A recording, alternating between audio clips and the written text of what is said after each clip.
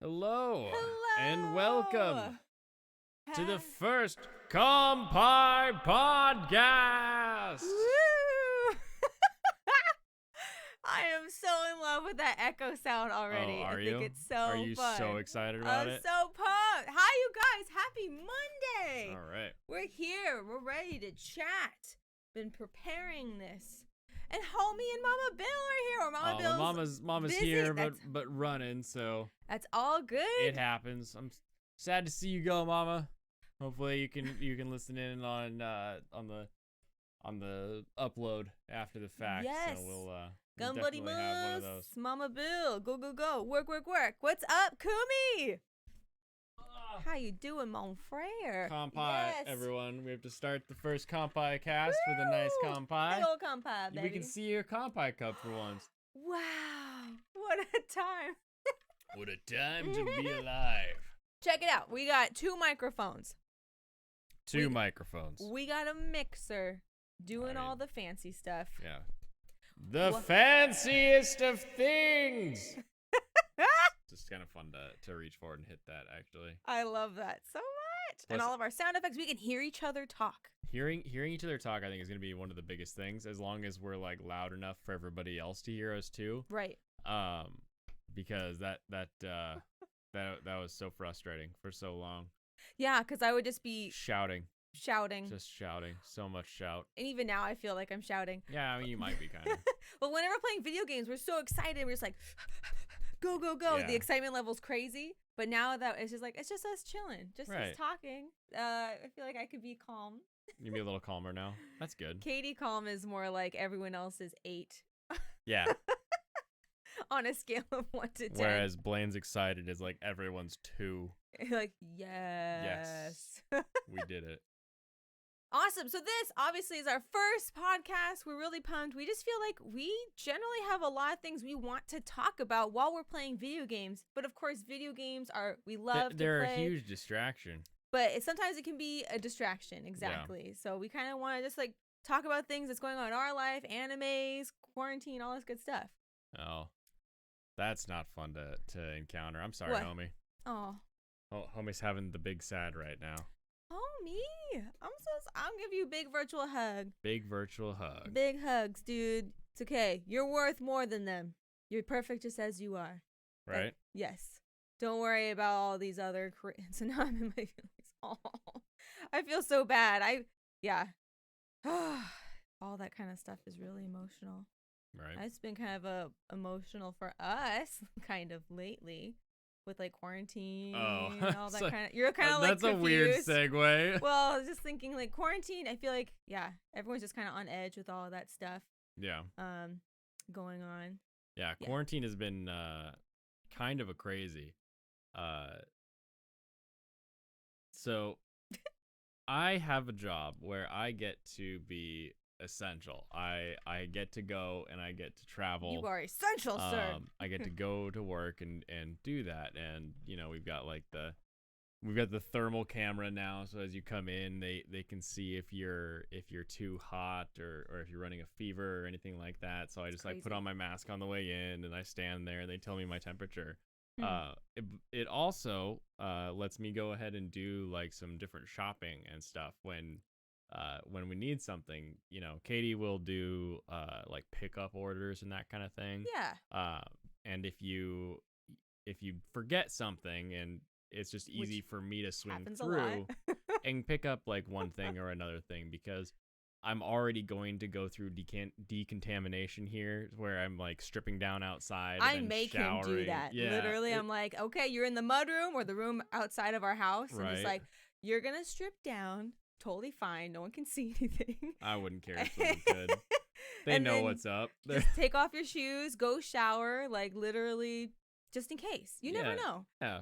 And I mean, I'm very good about washing my hands, not touching yeah. my face. It's I take it as like a challenge to like not touch my face, so I can work through it. The But, hardest challenge like, of all.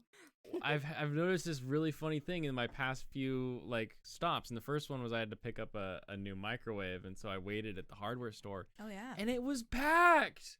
Like, What are people doing there? it was just straight packed. And in our area, we've got a stay-at-home order And the first few weeks, there was like no traffic on the road. It was like very, very easy to get around, and just it was like an apocalypse. It felt like I Yes. was Mad Max. And then it's kind of started to get more and more traffic as stuff starts to ease up more and more. And people get more comfortable, kind of, or they need to go out. But this was during the Mad Max time.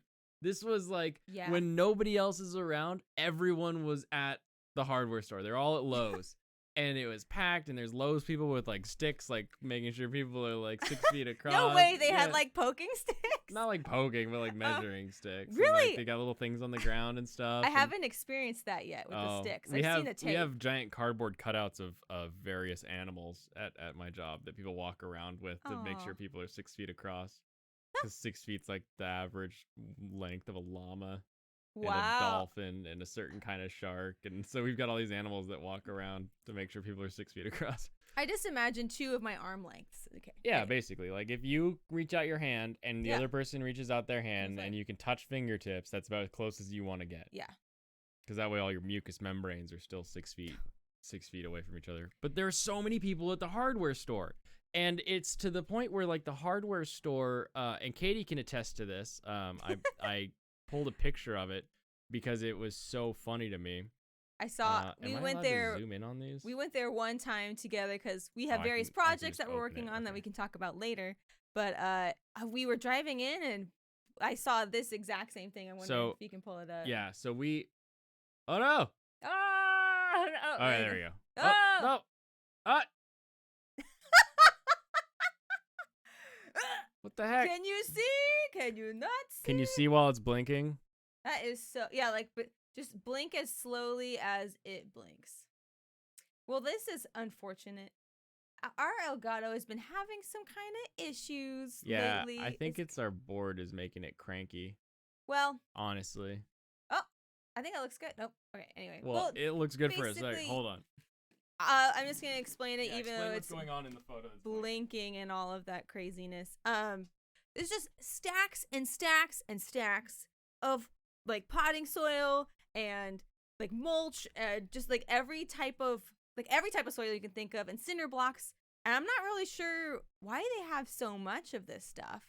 Maybe they just assumed that like everyone's doing outdoor projects and gardening and stuff because they're stuck at home. I mean, we're doing that. Totally honest.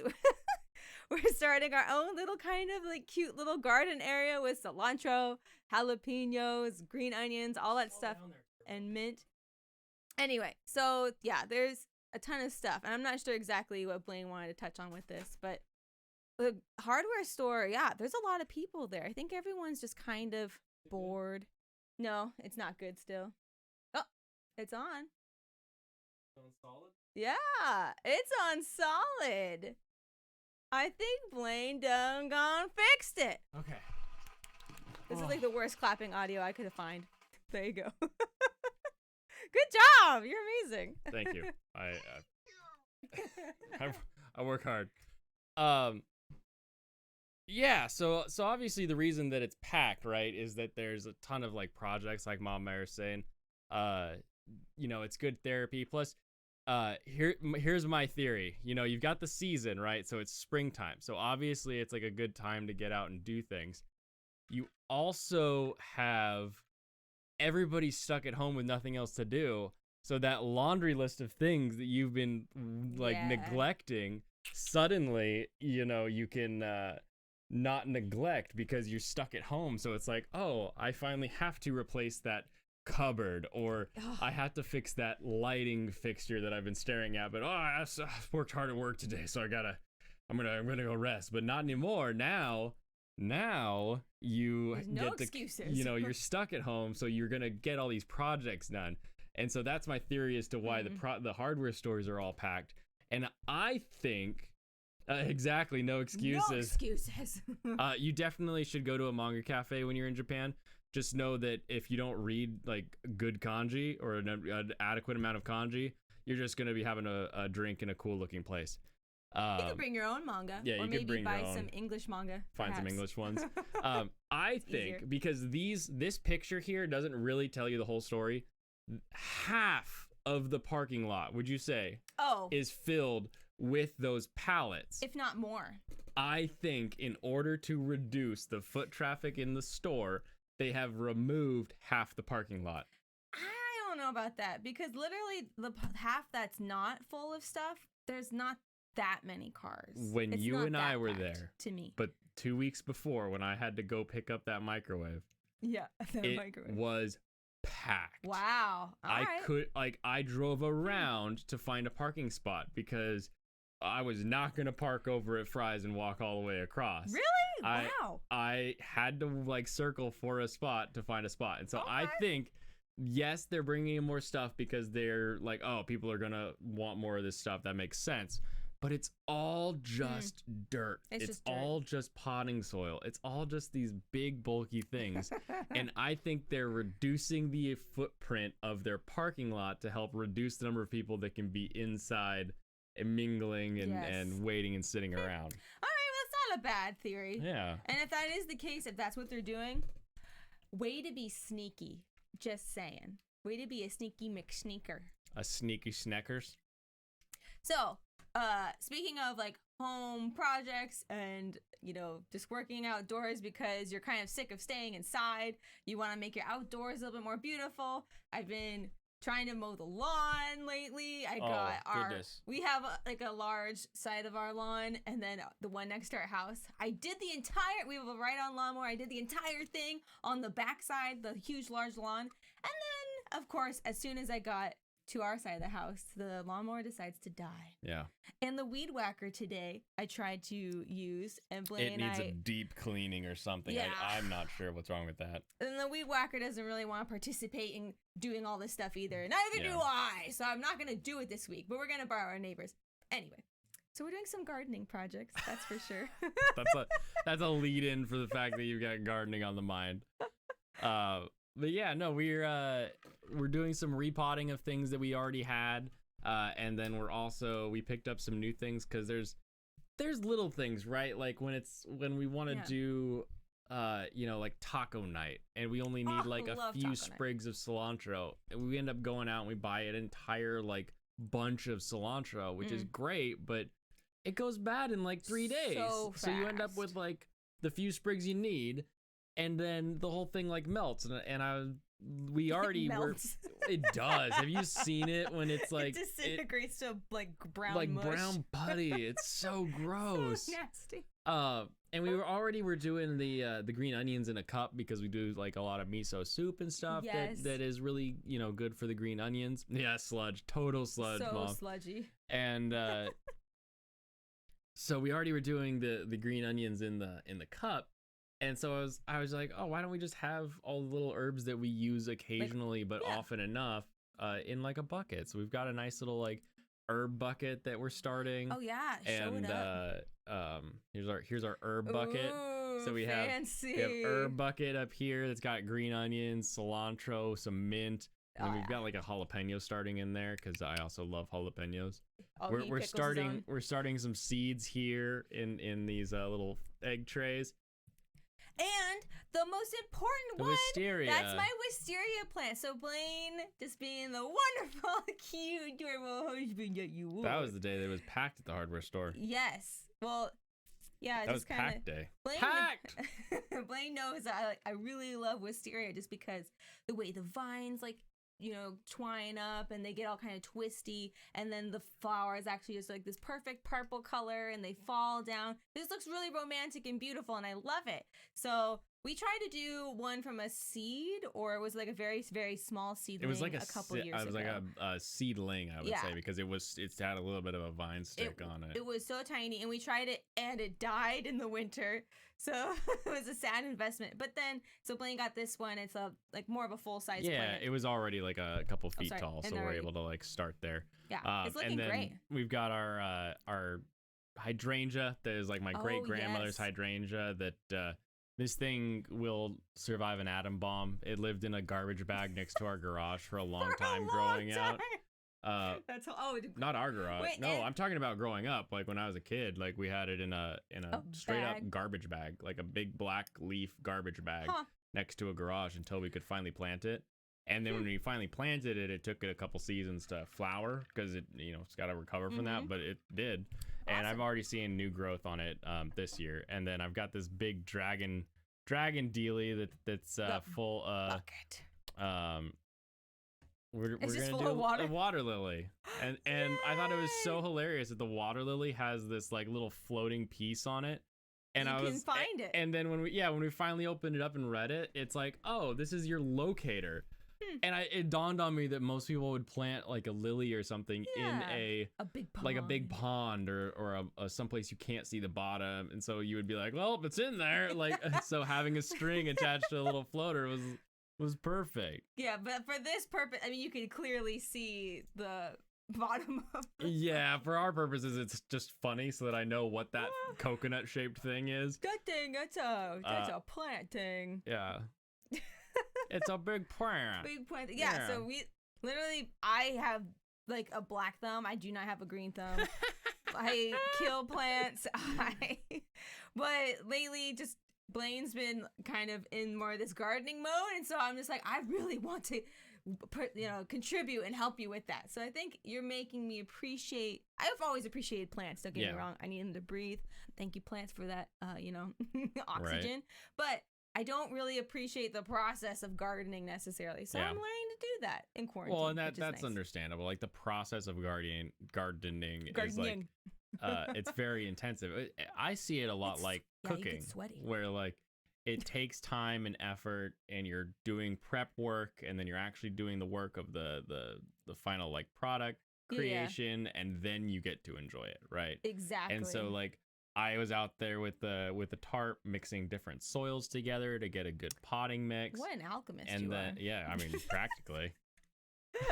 Making a little mandrake. Yeah, you got like your little test tubes. Like, it's the perfect ratio of dirt, 17.8%. Potting soil. No, I made potting soil. Yeah, you did make potting soil. Peat moss and steer manure and topsoil. Wow. Anyway, nerd. Yeah, garden nerd. Anyway, you put the time in for all the prep work and everything, and then you,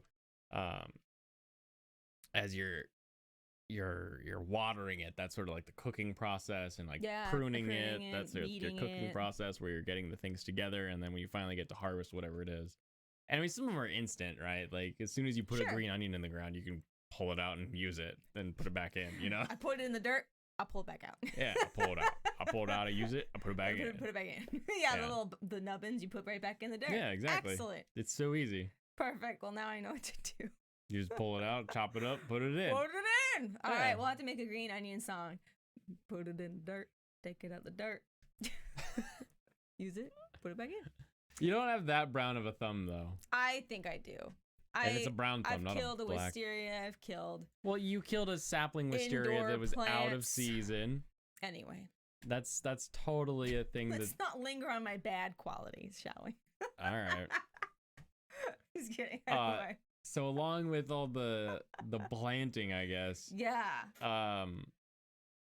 I've been watching a lot of like cold freshwater fish videos because I was thinking like, if I've got like an outside thing with water and I don't want mosquitoes, I should put something in there that will stop the mosquitoes from surviving. And so I started like looking at different fish or things that you can do to water to figure out like to help quell the mosquito population. That was your main focus? I thought it was a completely different thing. No, it wasn't really the mosquitoes, was it? It was the mosquito. Okay. I don't know you, I guess. That's fine. That's why I was looking. Well, it's multifold. Like the first reason that I was looking at all these different fish and everything was because I wanted to figure out what would survive in the cold outside with like very little filtration so that I can not have to worry about it, but it'll kill mosquitoes. You don't have to worry about mosquitoes in standing water. I guess we do live in a cold area. Yeah, and so I was like, I kind of, I want to have this sort of like in Animal Crossing, we have those little like those lotus bowls outside of your house, right? Yeah. I wanted something like that, but at the same time, I was like, I don't want to create like a breeding area for mosquitoes. So what can I do about it? And that's why I started watching all these little like, this is my porch bucket for cloud minnows, and I was like, oh, okay, so these minnows They eat mosquitoes. They do, yes, and more importantly, they survive in anything. Like you could plant them in mud practically. It would seem. Plant the fish.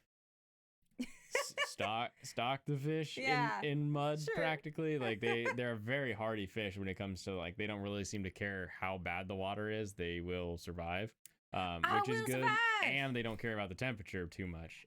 So, excellent. like stories of people's outdoor ponds like freezing over and the fish being there as soon as it thaws out. So I was like, okay, I think that'll survive a summer of water, in our state.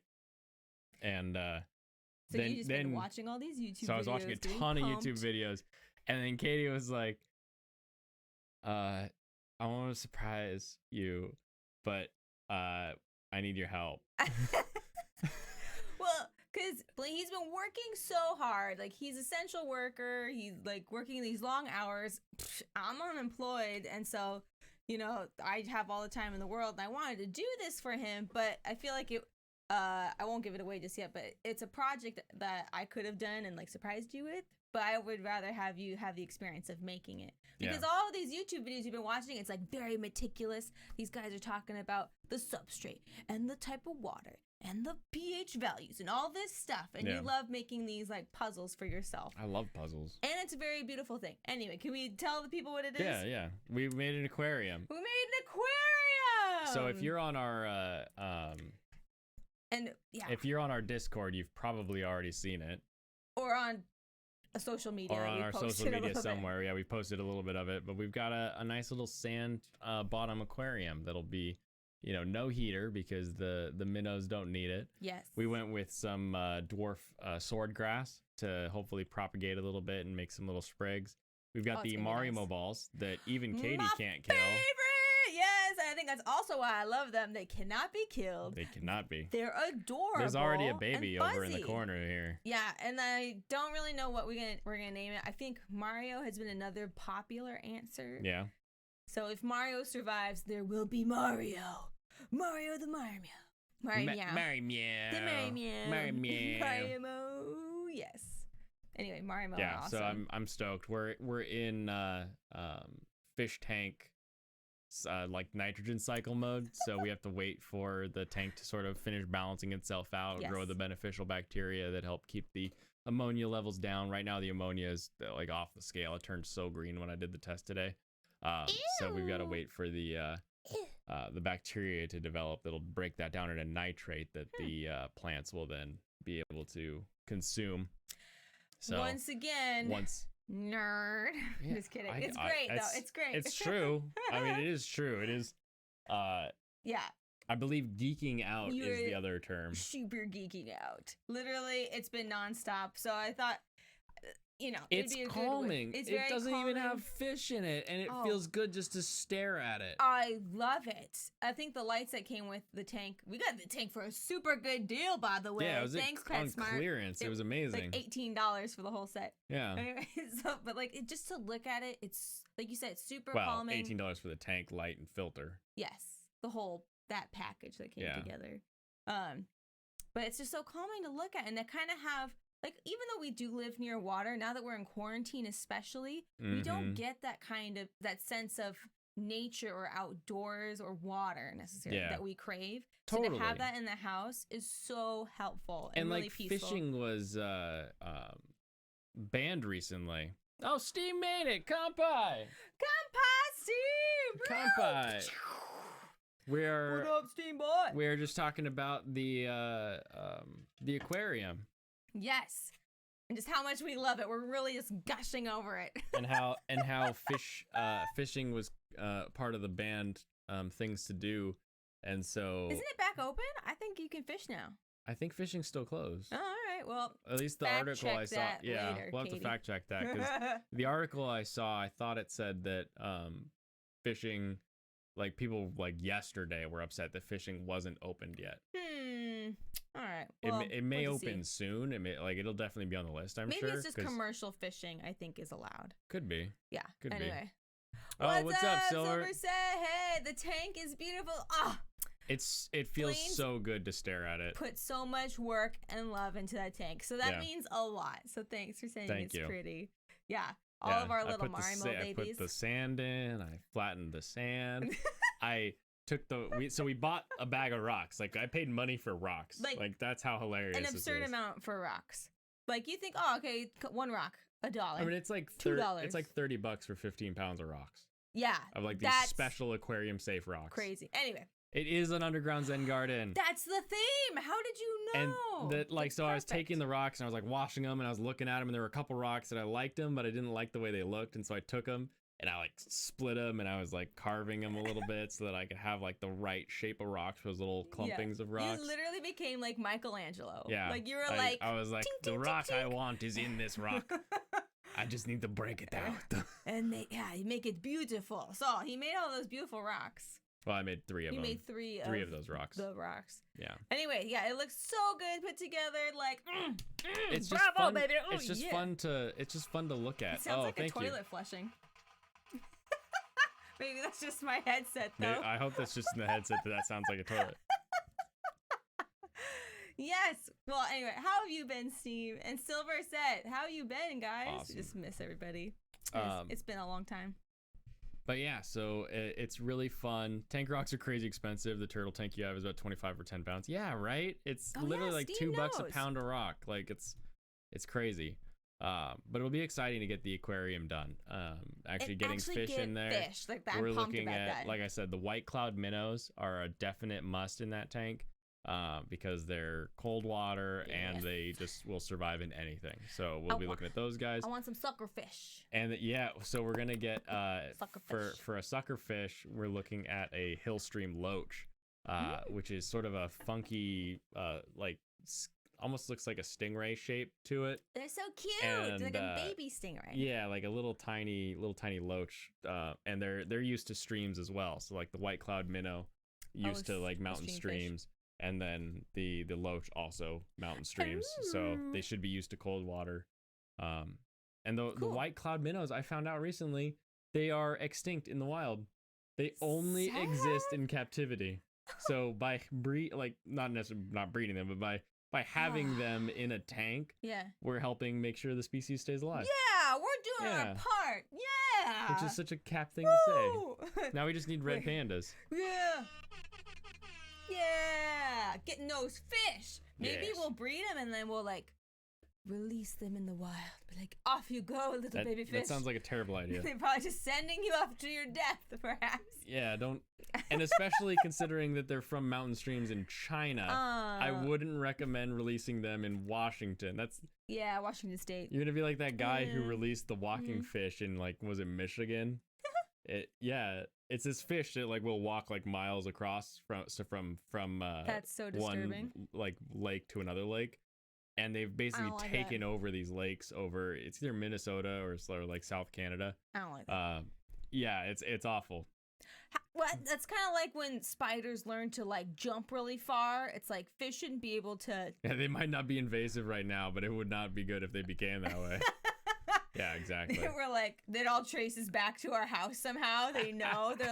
They take the fish out of the water. They do the genome sequencing and they find they do a sample from everyone in the area's tank that has them, and they're like, it's your tank. You started we this have monstrosity. The gene sequence. No, I'm not doing that. Maybe they'll change into other small walking fish. Be equally as terrifying. No, the walking fish they look like an oarfish, but their front fins can waddle on, so they're really long eel-like looking fish. They're terrifying. Gross. Yeah. Cool. Well, thanks for that horrifying mental image. No. on a more positive mental image, if you have an iPad or an iPhone and you also like aquariums and fish-like things, the Sumida Aquarium in Japan is looking for people to FaceTime with the eels.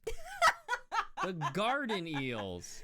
Okay. Oh, 1, 2, 3, kappa! Oh, 1, 2, 3, kappa! Oh, that's a Steam Wolf 1, 2, 3. Thanks, dude. Kappa.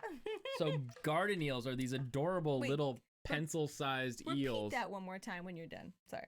What? Because just the sentence you said, I don't think sticks in the hearts and minds of people. You can FaceTime with garden eels.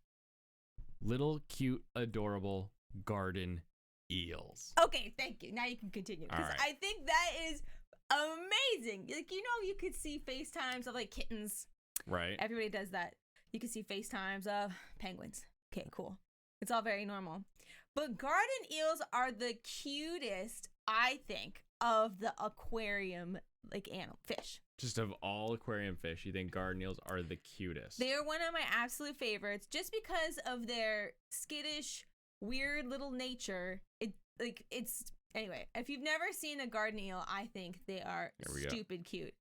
And So if you've ever seen the here are anime garden Shimonetsu eels. Pansu, Shimonetta. they have So these are garden there. eels. They just stick up out of the ground. And they're itty bitty little guys. Oh. Just like whoop whoop whoop whoop. And so they're like running away from people as people get near. Because they're afraid. Because they're not used to people anymore. And so what the idea is that by FaceTiming with them, they'll continue to be familiar with people and guests.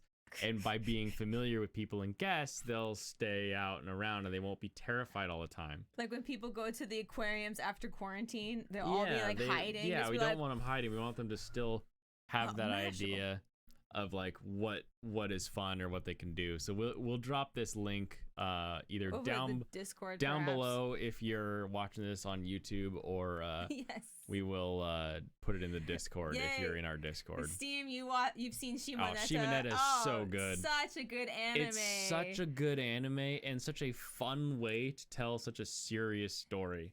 That's where it's true. like, what actually happens if your censorship laws get out of control? And, and the fact that it does that using like the perverted side of things as opposed to like the gore side of anything like that, right? Yeah.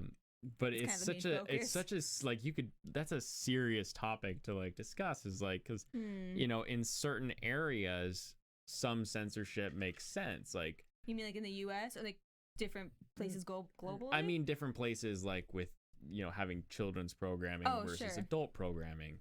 It makes sense to have some amount of censorship when people are trying to specifically incite violence or something like that. Yeah, they do and they don't. Yeah, they do and they don't. I don't know. I don't remember that for some reason. It I is blacked such it an out. interesting. Yeah, because it's like at some point you're just when you're starting the anime, so I'm more mature now. Yeah, it is a very like what can you say? How can you say it? And obviously in America we have the First Amendment, so basically anything that doesn't incite violence or cause harm, like cause specific harm to specific people, is okay. So like you can say all sorts of things and it's okay. And then you have other countries where they use more censorship. Like there is a censorship bureau in Japan that sort of sets aside what is allowed to be said and what's not to be said. Or like on primetime television, you can't swear and all that kind of stuff. Well, either. and with those, I mean, the argument there would be that it is the network that is making the decision. Oh, so I see. CBS, NBC, government thing. Exactly. The government doesn't tell you what yes or no, whereas like with a censorship bureau in Japan, they do dictate the yes or no's. Yeah, and that's almost kind of against America in a way. Oh, totally. Because it's just like like you said, freedom of speech, right? Basically. Yeah. No, it's just a fun, interesting look at like what that can lead to if you start censoring this and you start censoring that. Yeah, people then start now only you wearing start bed censoring. sheets. Yeah, well, you start censoring people to the point where you know what everybody's saying, and that almost kind of comes down to like some of these quarantine apps where they're like, who have you been near that has had the COVID, and now suddenly you're saying, oh, okay, yeah, go ahead and track me all the time. And it's like, but your well, privacy. Yeah, is that something you're willing to do to stay safe from this thing? How did you get to this topic? I don't know, we were just talking about Shimonetta. Oh.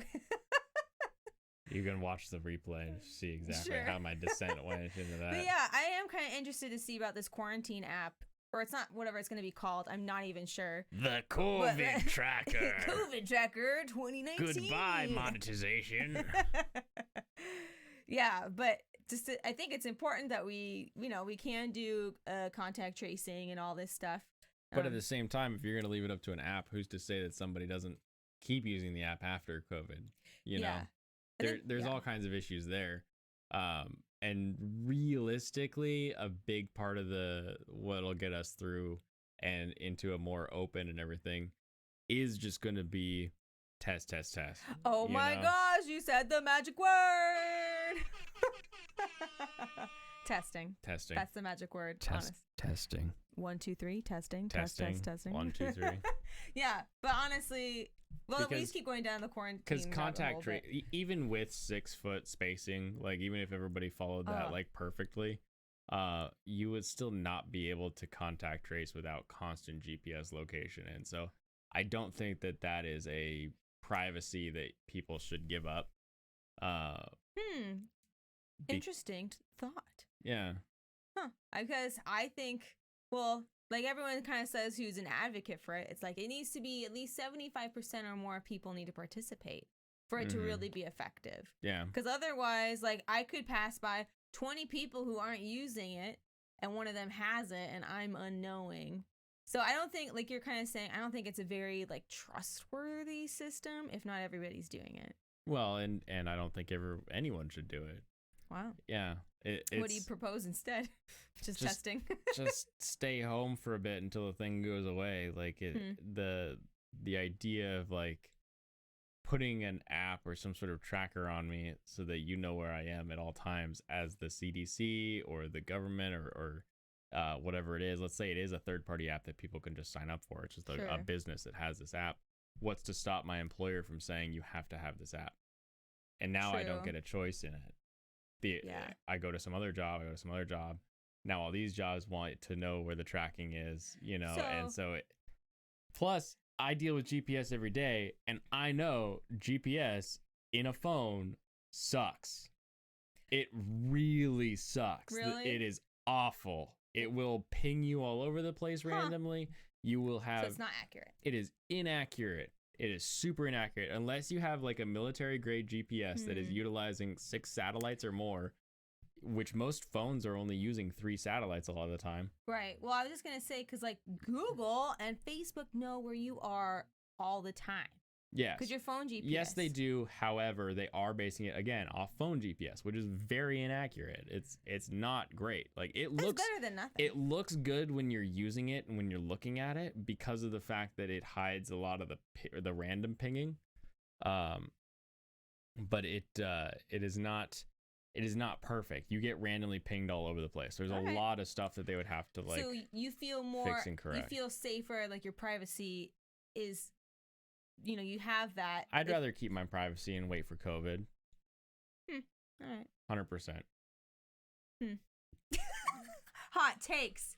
Everyone knows where you are always. I agree. And I say this as the guy that when I go on to Google and I Google a restaurant that's near me, Google says, "Hey, you were at this restaurant this day, and this day," because I let Google run most of my life. Yeah, like, Google knows. Google knows you spent 4 hours everything about me at the time and all of this. But that's not a specific tracking system to know who I've been in contact with.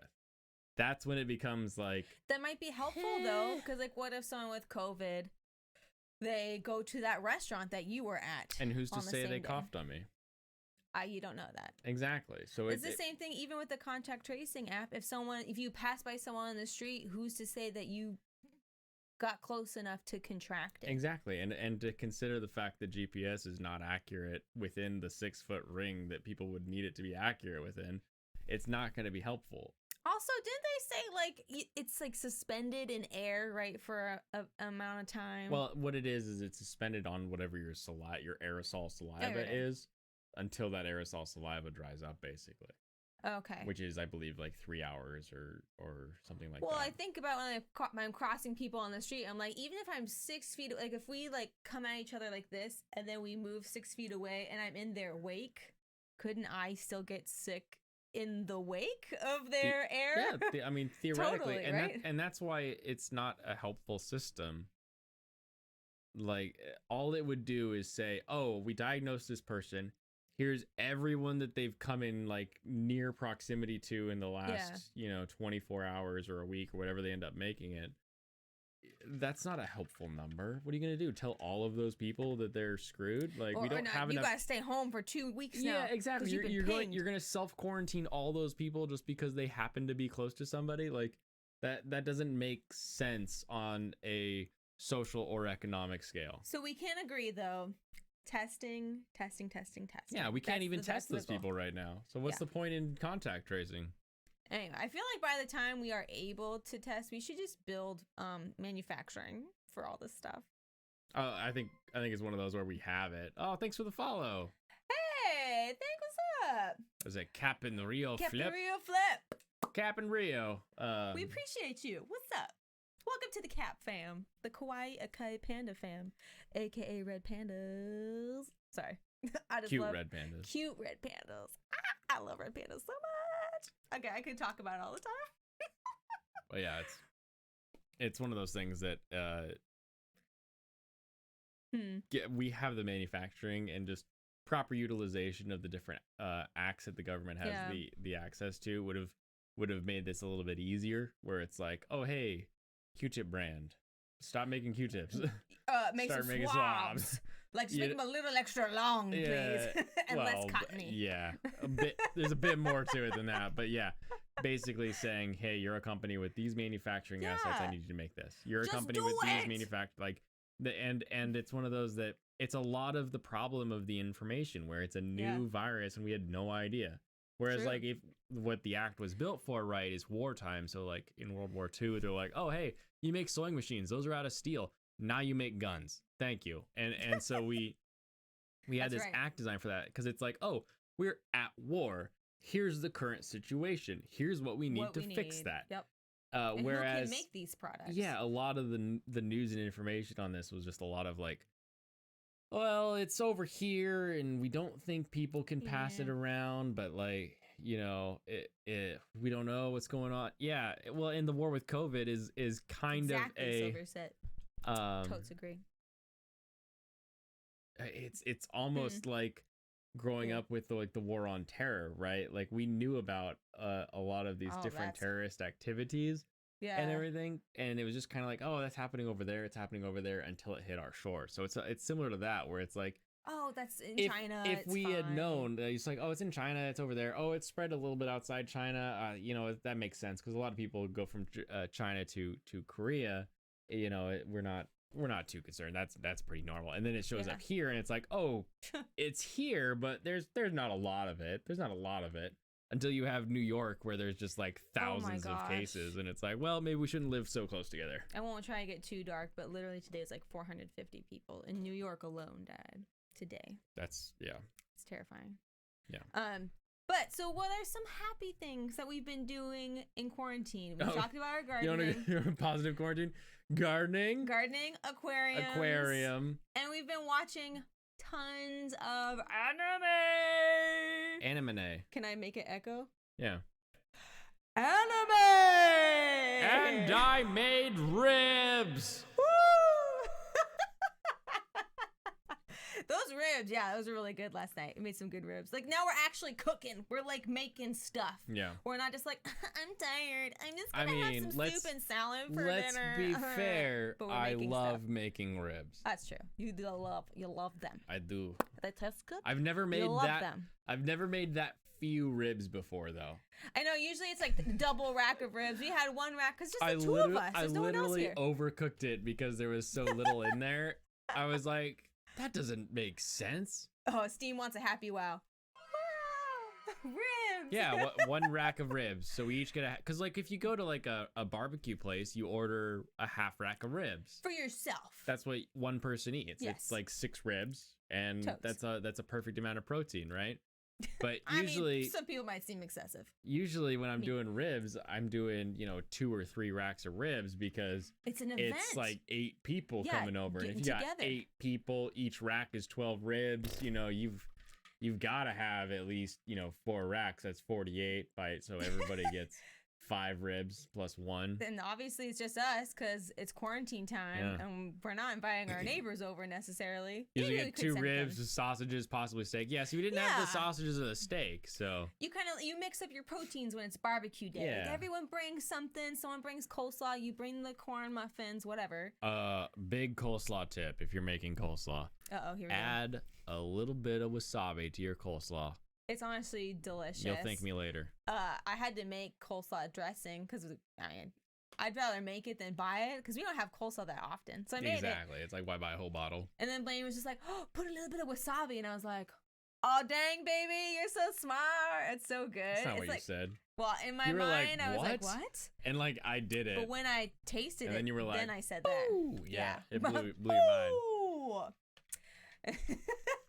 I'm the only one in the house who bought wasabi, says Nice. Steam. Oh, nice. See, way to be cultured. Yeah. Way to have all the different types of spices and food in your life.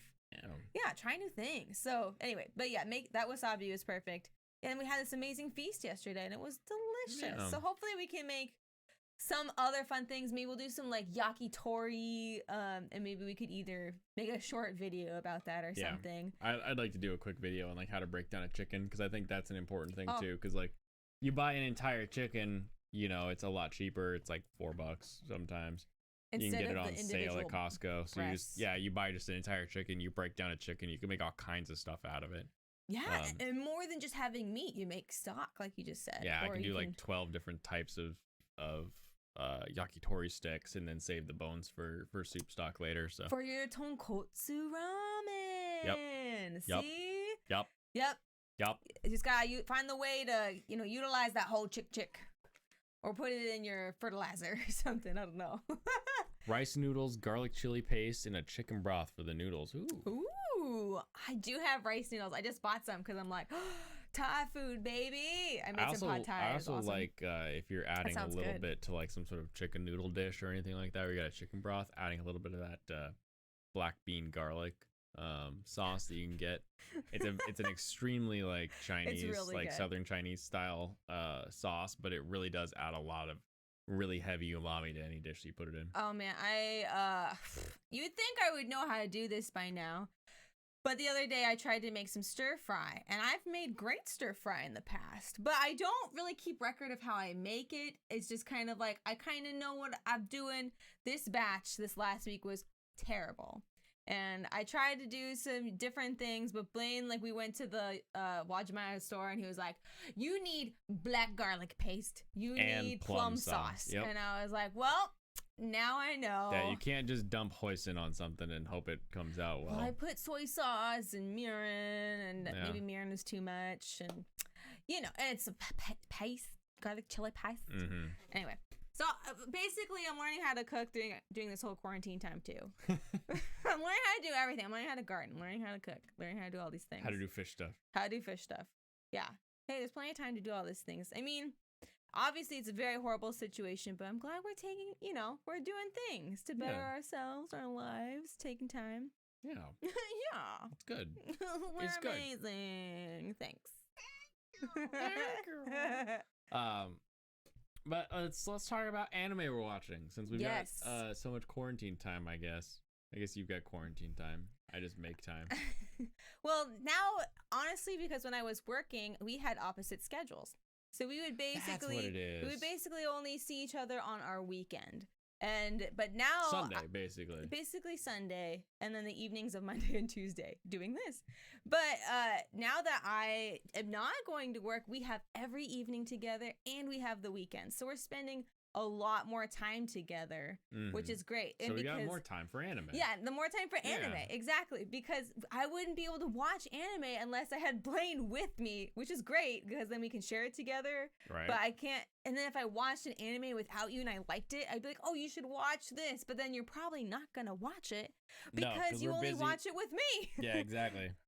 So and then it's a double-edged sword. We're only watching stuff together. But now we can watch it together. So we've got time to actually do it and watch it. And I don't remember why we clicked it, but Verve recommended Go Danner to us. This is hilarious. I like this anime. Oh my goodness, it's so good.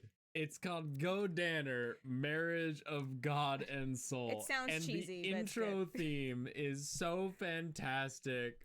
Go Danner! It's like we need to somehow be able. Next time we'll play some audio from it. Let's just cut the Go Danner. Just that ending. That guy who's just like Go Danner.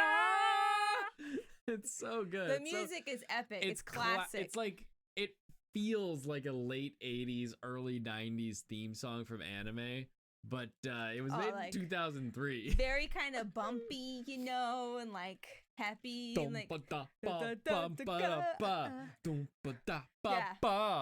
go down.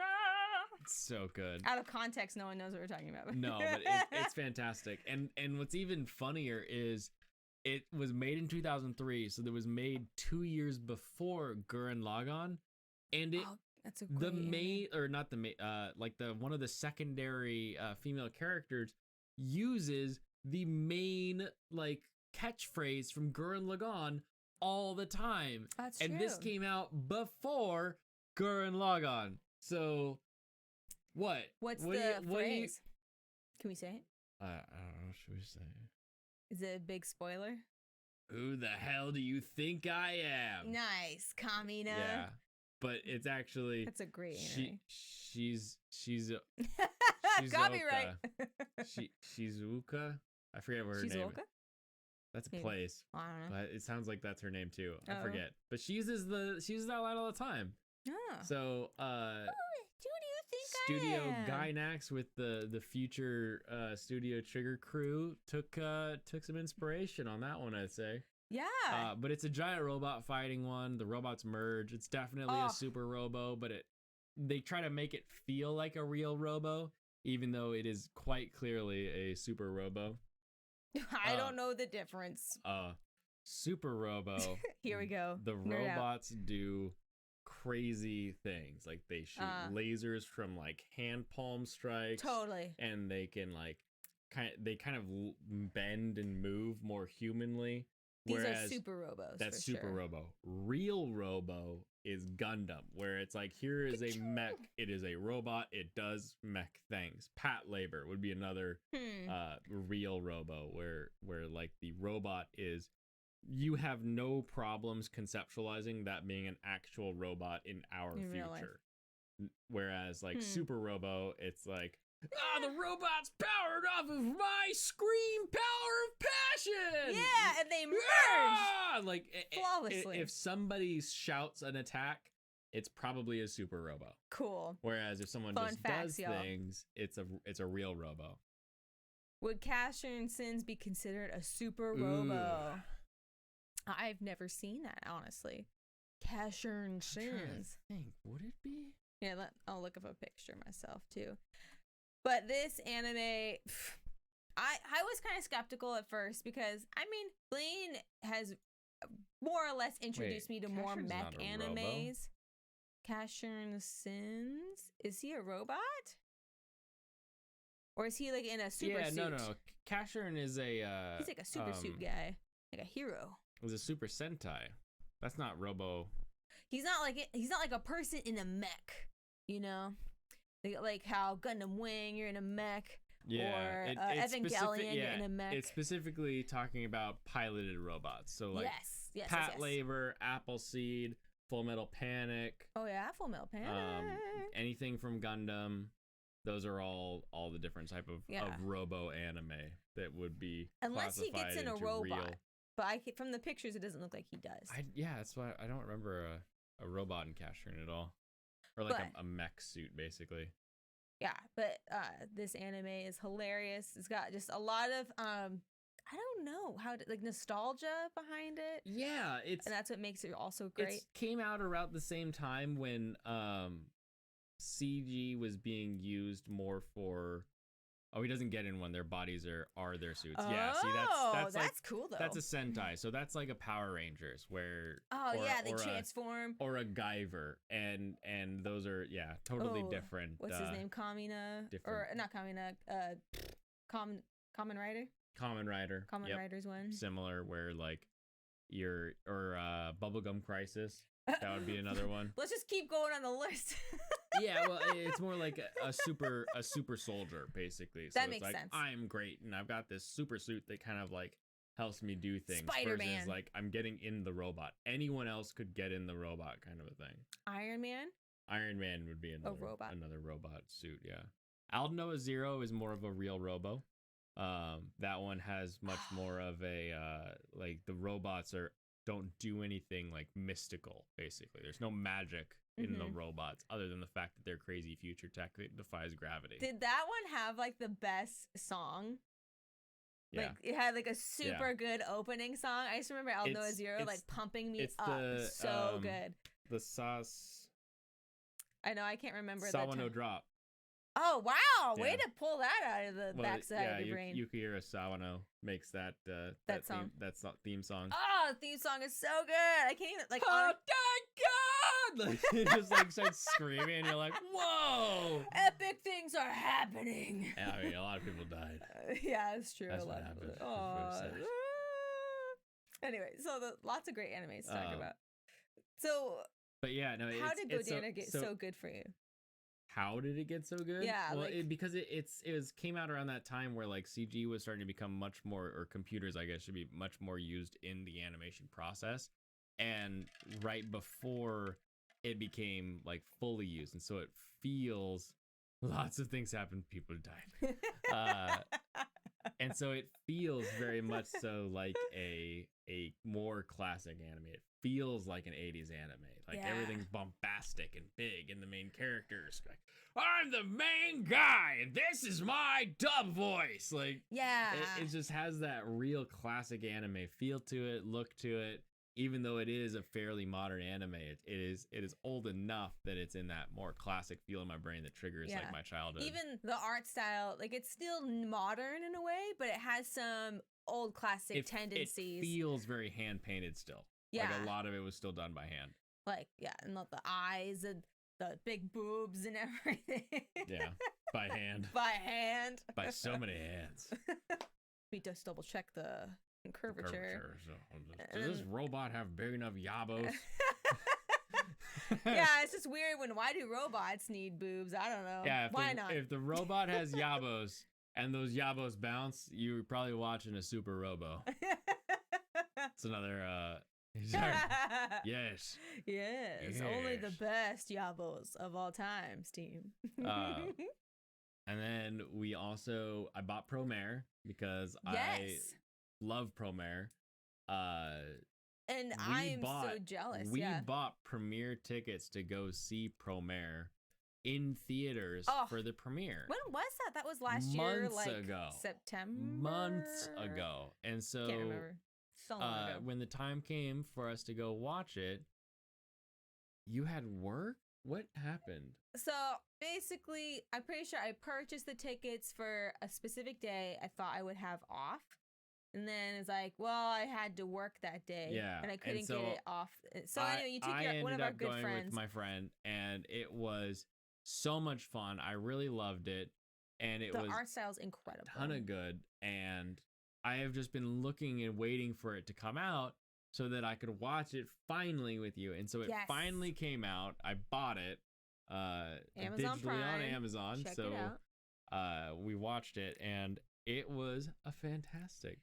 And it came out before Fire Force was an animation. Yes. And it is amazingly fun. And Studio Trigger just does such a good job at animating. Oh, it's out on YouTube. It is on YouTube as well. You could buy it. You could buy it or rent it on YouTube. And like Voodoo and stuff like that too. Yeah. So like and it's available. Which is so awesome. Good. Trigger's so good at animating feeling. Like when a guy comes in and he's imposing, like he's like the guy who's in charge and he's running the show. Yeah. He physically is drawn just massive, or like parts of him get really big. Like his hand gets huge as he reaches forward, or his head gets huge to kind of give this imposing, like, a lot of perspective. I'm here to like do, and it's not even perspective. It's just kind of like taking like, how does this guy make you feel in a room? Oh, all I can see is his face because I'm staring at him, yelling at me, and his head just gets so much bigger. Imagine that in 3D. Yeah, man, that would be pretty crazy.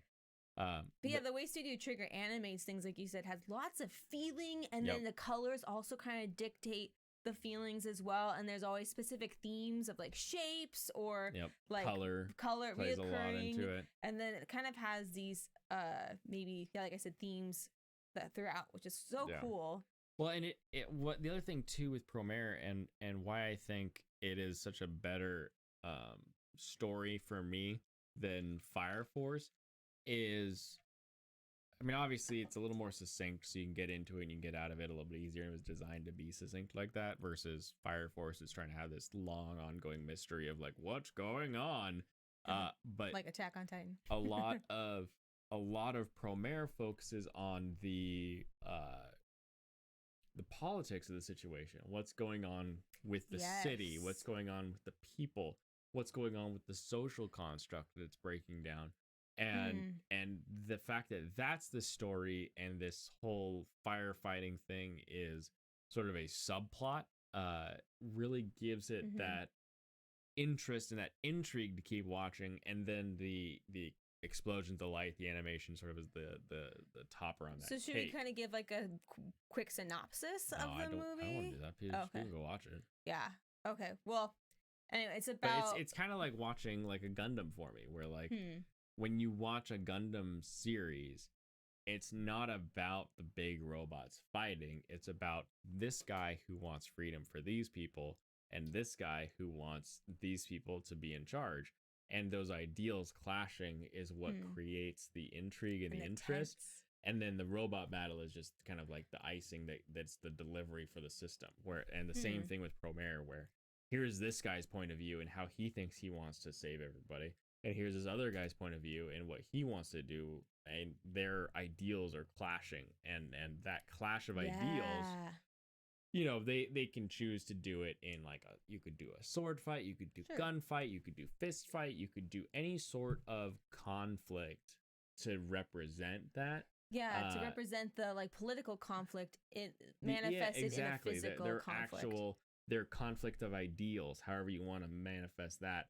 I almost don't care how you show us like visually their conflict if I'm already invested in the conflict. So by creating this conflict of ideals and then having a really cool way to let us know how it's happening, you really take the storytelling to the next level on that. That's true. And they also, like, I could just gush over about their art style. They have a very unique quality to them, like where it's kind of like Blaine was saying, things are just over exaggerated or very angular, and they kind of, and the motions of things kind of have this like swoopy-ness to them. Hard to explain, but I just really appreciate how they make the art style just really impactful. Well, yeah, and they go off model a lot. And the other thing that's really interesting about the way Promare was animated is when you watch it, if you watch it frame by frame even, there is a lot of not keyframes, but no, what's the CG. between? There's a CG? lot of fully computer generated things in that. Huh. Oh my god, that's weird. And so it's interesting because of the way that they're able to animate with the CG so that it doesn't look jarring, so that it actually works out. And it's smooth. I remind you of Punchline. I could see that. Punchline definitely took a lot of the Studio Trigger like harsh, bold colors. Maybe that's one we should watch next. Punchline. I'm adding it to the list. Well, I'll remember. It's a fun one. I like Punchline as far as the ultimate story. It's one of those that does the mystery box very well. Ultimate story. Well, yeah, like the final story that they're telling. The final story. We're also starting Food Wars. We literally watched like one episode. Yes. 2 episodes, technically 2. I think we did watch 2 episodes. Yeah. It's hard not to just keep watching, honestly. Food Wars is so good. So we're watching the 5th one on that. That one's fantastic. Of the new season, yeah, the 5th plate. The 5th plate, where he's number 1. And it's kind of weird for me because I'm always like, I want Soma to kind of just always be in that like what's striving. Next? He's always I'm the striving underdog, to be the best, but he's now the best. The best, yeah. That's and so now, I mean, almost immediately they're like, "Oh, hey, you're the best of school," and so now it's like, "Here's your next level where you can be the one coming up." Right. Yeah, exactly. And I was just like, "Oh, well, Arena is now, you know, the in charge, and like the schoolmaster, so she's like the ultimate, right?" They're kind of taking the Dragon Ball approach where it's like, oh, you defeated Piccolo, but what about Saiyans? And so, you know, they kind of like the world just keeps getting bigger and bigger. Exactly. Every time Goku conquers one enemy, there's another. Oh, you're the unit, and then you get like Super, where they're like, oh, you're the strongest in the universe. But now what about the other universe? I mean, literally, that's you're in God mode. That's insane. It's super funny. And so they're kind of doing that hilarious. same thing with Food Wars, where it's like, oh, you're the best at the school that's really good for students. Well, what about more schools? Well, I don't want to spoil too much for anybody. So if you haven't started it, we're only 2 in, and we've already spoiled everything up to 5th season. Oh, I guess you're right. But like the second episode or the first episode, I think at the very end, there's like this like blue. I have no thing. comment on Chica season 2 because we are not caught up on Kaguya-sama. Love is war, love is war, love is war. But I do love the Love Chica that opening. dance, and I love the new meme of Chica blob fishing. It's super adorable. I have the Chica outfit, right? Or I wanted to do that. I can't remember if I purchased the cosplay or Did not. we buy it? I think I did buy it, but we couldn't go to the convention for some reason. Or we just didn't cosplay. Oh, we bought it, but it didn't come in time. Oh, that's right. So I bought a Chica cosplay for myself because she's so cute. And I was like, I'm going to learn to dance. And I was like, going to do all this stuff. You haven't seen the Chica blob meme? I don't think I've seen the Chica blob meme either. But she is just like such a character, full, like she's like so joyous, but like innocent, but also like very aware at the same time. Oh yeah, check it. Blobfish when reaching surface level. Blah. Blah. To play it again. Play it I'll again. have to play it again. That's the blob She meme. is so cute. It's just insane. But anyway, I think this is like, was it 2019? It must have been last year, I think, for SakuraCon. And then we ended up going, but just not we cosplaying. just didn't have, well, or I did like we did casual super cosplay. comfy cosplay. Yeah, is what super we did. comfy cosplay. Super comfy. We even watch anime with all my snacks. Yeah, it's kind of like melts into the couch, like. Watching anime during quarantine. Oh wait, what was that? Oh, Food Wars. Okay, so back on Food Wars real quick. There's the next thing that you're talking about is this blue, it's gonna be like a shokugeki of sorts. Well, I it's think like a from food all, competition. Yeah, from different schools from around. Well, I believe it's mimicking the cordon bleu. Yes. Right. And that's gonna be exciting. Yeah, so I'm excited for that. I'm curious, who do you think the mysterious teacher is that he supposedly knows? Some do you have dude any he theories? fed bad food to one day. You think so? That would be actually really funny. It was like he at the just happened store. to be at the At Yukihira diner. Yeah. At the day they were giving out like squid and peanut butter or something like that. And he's like you know, just then he got cranky ever since. Like, I think that would be hilarious. And he has like a small vendetta against him. He's like, "How are you number one? You sold me this crap." His cousin is your guess. Yeah. Potential how family would he member. Not know his family well, though. I think you gotta go with the Dragon Ball.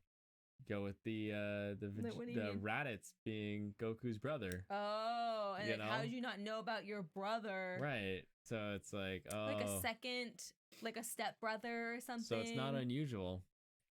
But he kind of looks like Arina's dad, though. That's who he reminds me of. So I don't know what that connection and would I mean, be. he could be somebody that Soma's dad encountered, and now he's got a grudge against Soma. So like, there's all kinds. I won't get too deep into that. I thought it was interesting to think about. We are also watching My Next Life as a Villainess. Oh, I had no expectations for this. Unusual to be in love with anyone. I had like zero expectations going into this. Oh, it needs the battery. That's why. Oh, we just lost chat. I'll pull up chat over here. Pull up chat over there. It's fine. But I was gonna say, like, My Next Life as a Villainess. It's an isekai in a way, but I don't want to give too much of it away. But it's so good. What we want to say though about it. Oh, here we go. Aaron is dead. She's first. Okay. As far as it is an isekai. It is a light novel. You can tell because the title goes on forever, and that's true. It is also a shoujo that I was not expecting to like, because stuff like Kami-sama Kiss, where it's like this gal gets transported to like the heavens and then meets all these different gods, and they're all personified as cute high school boys, and it's all like this. Which cute high school boy am I gonna get? Who's also a god? It's so fantastic. And they're all just like super flowery, flirty a lot of the times. This one has a very grounded, fun sense of humor. Oh, so funny. The introduction takes episodes. It takes actual Which is episodes awesome. and actually awesome. shows the childhood. Yes. So when the we're background of dealing with everything. them in high school and we're actually like talking with them, in classes and stuff, we know that they were a childhood friend. We know that they were, all this, that, or the other thing. We know what their their personality is like. we know what their relationship was when they were kids, which is usually alluded to in either a trope or like a a single one-off backflash. line, or just a one-off line where it's like, I'm your childhood friend, Bokubo. Like, Remember that one time that you hurt my feelings? I promised I'd marry you as a child. And you get like that like line that they just like spit out randomly. This actually goes back and shows delves deep. the childhood, and it's not even deep. It's just enough where it's like you're introduced to all the characters in a few episodes right at the beginning from the childhood section, and then you get into the high school story of here's the love interest and here's what we're doing. It's so much fun. I would say it's really well done, and I was not expecting that. Honestly, I was expecting it to be like, let's watch 2 episodes and decide not. But we're like, I didn't have to convince you, but I was like, I just think this looks really nice. Like, we should just give it a shot. I was like, and first couple, I think it was like maybe a second episode, we're like, yeah, like I enjoy this. Yeah. And it's still airing, so I think maybe we're caught up right now. It was or literally, close I to think it was like the 3rd episode where I was like, okay, this is really, really well done. And the main character has these really hilarious inner dialogues. Yeah, the inner monologues are great. Gives you more context for like how she's gonna try and like pursue things from here on out, or like how she's gonna try and dodge these problems that she thinks she's gonna have. I don't want to give too much away, but it is. I highly recommend it. Like I said, it's still airing. We've watched it on Verve or Crunchyroll. It's on High Dive too, I believe.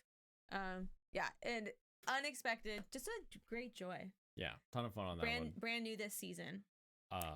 Last thing that we're watching right now, we just started Cannon Busters last night.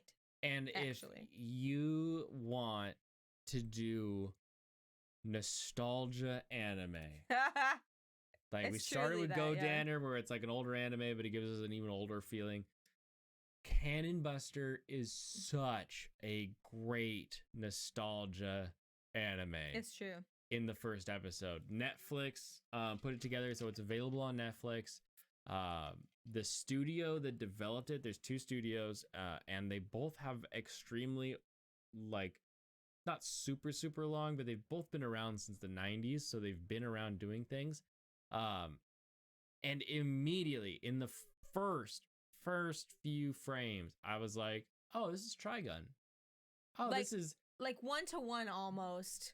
And of then, like the and then story I was like, setup. oh, here's what's gonna happen here. And then I was like, oh, this is a little bit of Cowboy Bebop. Oh, this is a little bit of, it just because it's Western. Got a little bit of that outlaw star to it as far as like his car goes. He's got a little bit of desert punk as far as like the car goes too. And it's just like you get all these like little things where you're like, oh, this is super fun. You will love it if you like Trigun at all. You will love it. And it's done in such a way where I'm like, oh, well, Trigun did this and Cowboy Bebop did this, so maybe they're gonna do this, and I'm right, and I still enjoy watching it. So it's like even that little bit of predictableness is still fun to watch and still fun to enjoy. Maybe it's because of those nostalgia factors also in a way, and it's the way that they animated it. Mm-hmm. Like, obviously, it's a Netflix production in 2020. They're using computers completely to animate it. It still has that original cell feeling to it. Like, the way that they've done the backgrounds of the different shots in a different art style to the actual foreground characters that are moving. Yeah. Like, that's the same in Next Life as a Villainess. They'll have that as well. But even more so, where, like, you're like, oh, that's the thing that's going to move. or that's the character. You immediately tell because it's like they're on like a watercolor background. Like it has that feeling of like really classic anime. Oh, the hair reminds me of definitely a Afro fun Samurai. afro. It is a totally fun afro.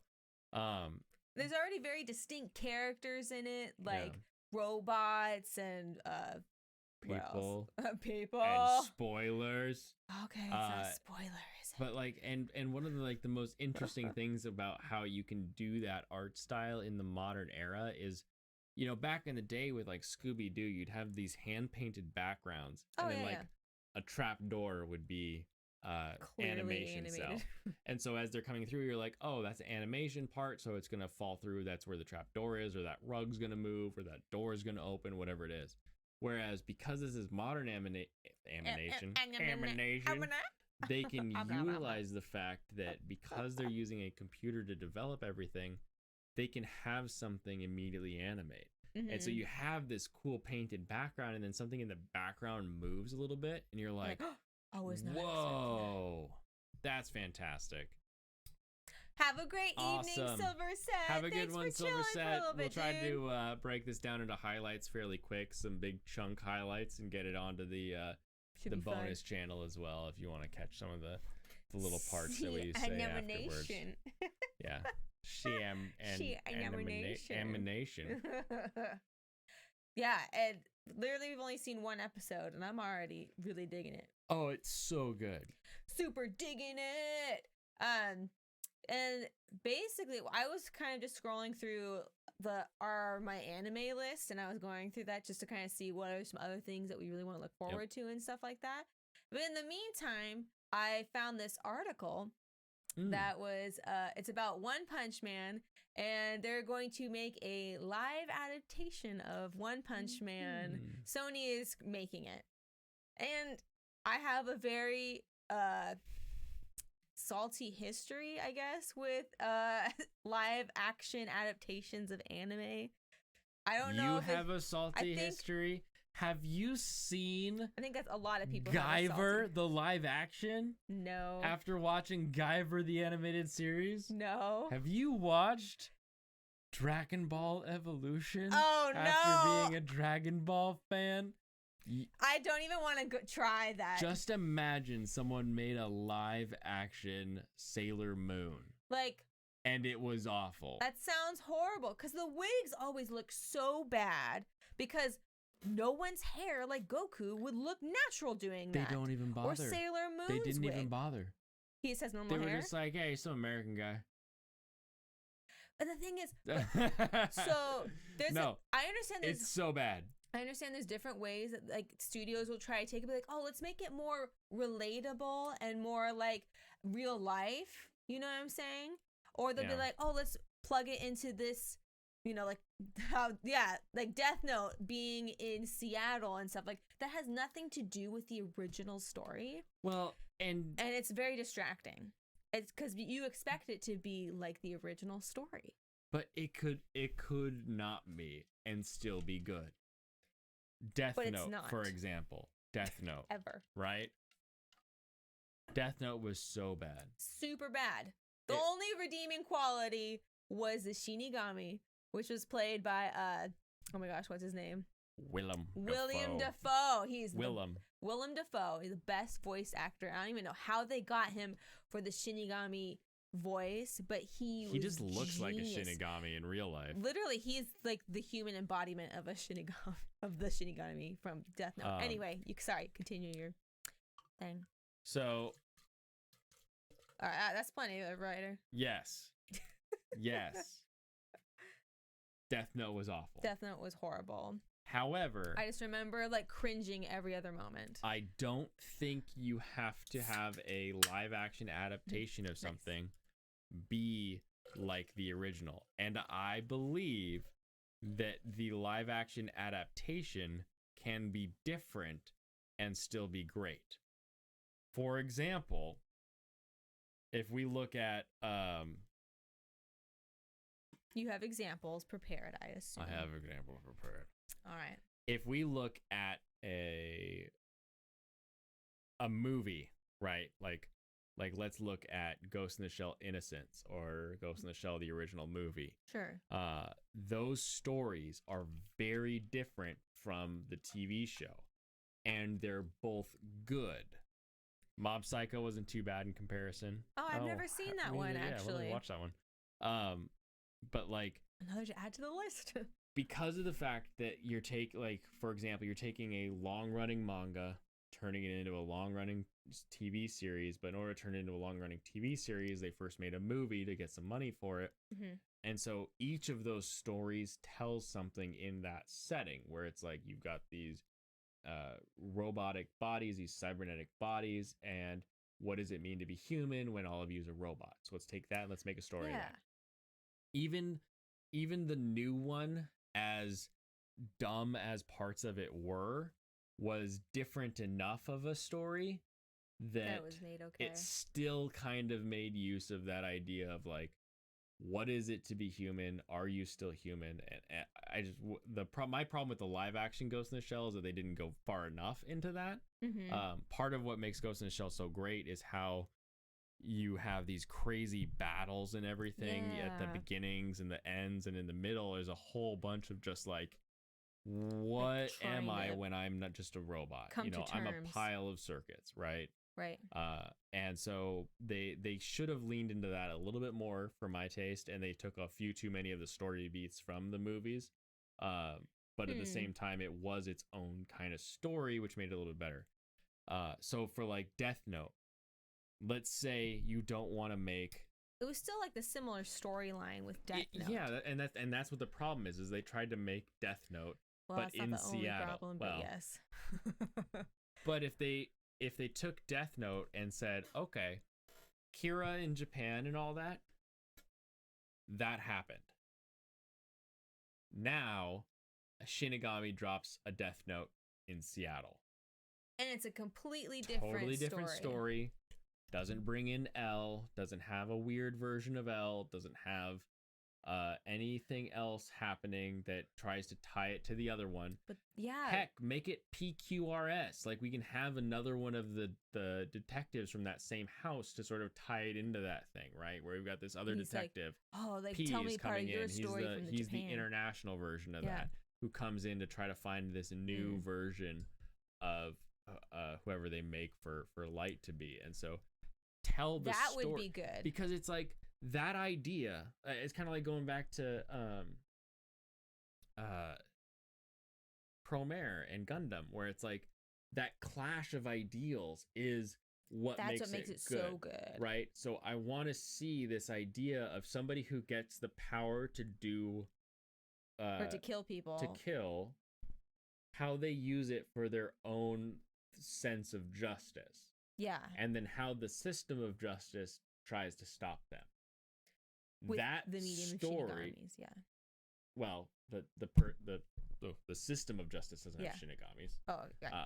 But if we take that story of, here's a guy who receives a death note, and he's in Seattle, and he's like, oh, what is this? Let and me he figures out what kill it does. the Green River Killer. Or let me kill this guy. Let me kill that guy. And he'll start doing it, and you can have some of the same story beats, but with the context of where it is. New story. We don't have to watch Death Note of as Japan far as like the Japanese anime turn into a live action. Yeah. Steam. I hated that they made Light Yagami a Light Turner. Yeah, what kind of name is Light? Like and it's one of those things where it's like it only makes sense in a boardroom where you're like, how can we make it okay that he's a white boy? Let's just name him Turner instead. And it's like, just call him name? Drake Turner or something, like give him a totally different name. And like how Kira and Light and L, that makes sense in a Japanese context because that's how they would pronounce those types of loan words and foreign words. But like no one's naming, maybe someone named their kid Light after this, but like, or naming your kid Blanket, but it just makes it just gives it that edge of like, this doesn't seem real. It's not a real place. We don't really want to make a new story. We just want to copy the parts of the old story that people remember. That's what it's. That's a boardroom. It is totally a boardroom. And so if they had had someone who said, okay, let me take this idea, let me take this concept and just tell it again in a different in context. Seattle. Yes. Cool. I Done. would be fine with it that. It could have been done so well if it ignored trying to be the original. Because Yes. trying to take something that is a multi-episode, long-running series And make it with a lots movie. of deep, interesting conflict Yeah. and turn it into a short movie is so difficult. I don't know that anybody is up to that kind of task. And there's just so many nuances and more character development you get with more episodes than you Yeah. do with just a movie. Whereas And with a movie we can use stereotypes a lot easier to be like, oh, this is jock kid, this is and we can kind of just you fill in let your own them blanks. play those different roles. Right. And that's not the only thing I feel like that's wrong with the movie. It's like I feel like it's the writers and the actors, they don't have a feel for the sense of what the original was. If they're especially trying to copy it and make it similar in a way and just like try to feed that nostalgia factor for people, they don't have the feeling that the original gave us. Like they don't know that, maybe they either didn't watch it and like they just got like some cliff notes or something, like okay, like I understand this is what it's about, and they're just trying to like throw some crap on a wall and make it stick. And that's just kind of what they do. So just like the acting's it's not believable. It's so cringy, and I don't think it's just because they're bad actors. I think it's just because they don't have the context of the story and the feeling behind it all. Right. So it just makes it really fall flat, and you're just like, do you have feelings, dude? Like, I don't even feel what you're trying to say to me right now. Yeah. Like, Light was just so flat and horrible. Yeah. So, but thanks, William Dafoe. And with One Punch Man coming out in live action, along with that, so what I hope, like, obviously One Punch Man, it's in like a future universe. We're used to superhero movies, so like we're pretty much primed for One Punch Man to be a thing, right?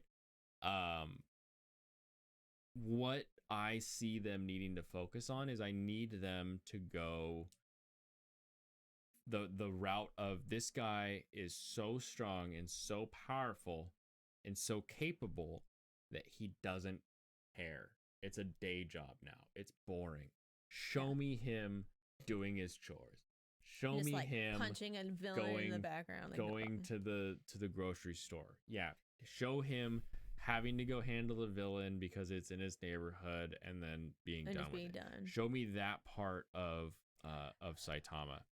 And also, go ahead. Sorry. Whether it's here, in the States, whether you have it set in Japan, whether you have it set in the actual like future Tokyo of like of One Punch Man. I hope it's set in Japan, please. It doesn't have to be, though. I know it doesn't have to. It's just a lot of the context of like maybe certain monsters and things like that just make more sense in a Japanese culture frame. But if they take it to a world scale so that you have all of these different heroes that have themes from like different countries, you could do like a world hero like council, right? It doesn't have to be specific, but you have to do it that way. You can't just take like the samurai, like the Ronin guy, and say, "Oh, now he's swordsman man." Like you have to make, so whatever they choose to do, they just have to do it, correctly. Pull a Big Hero 6. I love that movie. Really, I mean, honestly, what they've got to do is they've got to Deadpool it. They have to take it from that fact of like, here's a guy who's so powerful he can't die. He's not gonna lose. He's just gonna have fun with it. Show me the fun side. Show me him having a good time. Well, if they try to focus too much on trying to one for one even the first season of One Punch Man, they're gonna lose that idea. I mean, if you look at the original manga, the little webtoons that were practically drawn on a napkin just by like a all child, scribbles. like they're so good. They're so like poorly done, but the heart of the story comes out where it's like, here's a guy who can just not lose, and then here he is, in a situation where everybody else is trying to struggle to be as good as he is. Yeah, like, and he's and just he so doesn't frustrated. even care to be number one. You know, that's the other like. But crazy originally part. he wanted to be number one, and now that he's there, you know, after he's worked so hard, now he's like, well, I'm the best, and now he's like, what's the point of living? That conflict is kind of what makes One Punch Man interesting in a way. But I feel like One Punch Man, as opposed to having the conflict of like, what's the point of living, is happy to be who he is. He just wants to do his job. He doesn't want to be bothered by things. He's just like, this is what I do. This is what I do. Yeah. Well, so the guy, it's more of the Mendokusai, like it's just kind of like a Mendokusai. pain to do something than it is like, what do I do with my life? Oh, I'm so sad about it. So like I said, it's Sony is producing it. It's being written by, or co-written with, by this guy named Scott Rosenberg. He actually does have a bit of a history with some good films, so that's kind of promising. Like one of the recent ones, like he did the Jumanji films, Venom, and the new Jumanji is a great. It's a fun show. Well, fun movie. and it's a good hope for him being able to do this really well. Oh, do you want to? Because of the fact that the new Jumanji films took. Oh, here's what Jumanji was. Let's modernize it. Yeah. Now it's a video game, and now there's life points. There's like they made it new. Yeah, different characters. In order to make it more modern, they gave it a totally different setting. So the fact that he was able to take that historical idea and bring it to the modern era very cleanly in a very fun way, I've got hope that he can do One Punch Man, and I hope that The Rock is one of the heroes. That would be so great. That'd be really fun. I mean, even if he's just like a random like hero in the background, just like having The Rock like walking around. Like, it's like, oh, his head punched. So I totally understand, because like he has this great back history, like of all these great films, like you said, like doing good adaptations of older films and older, you know, creative projects. But he doesn't have, maybe it's just me being like really fidgety and like picky, but he doesn't have a lot of like adaptations from an animation to a new style, or having like any anime background. Venom.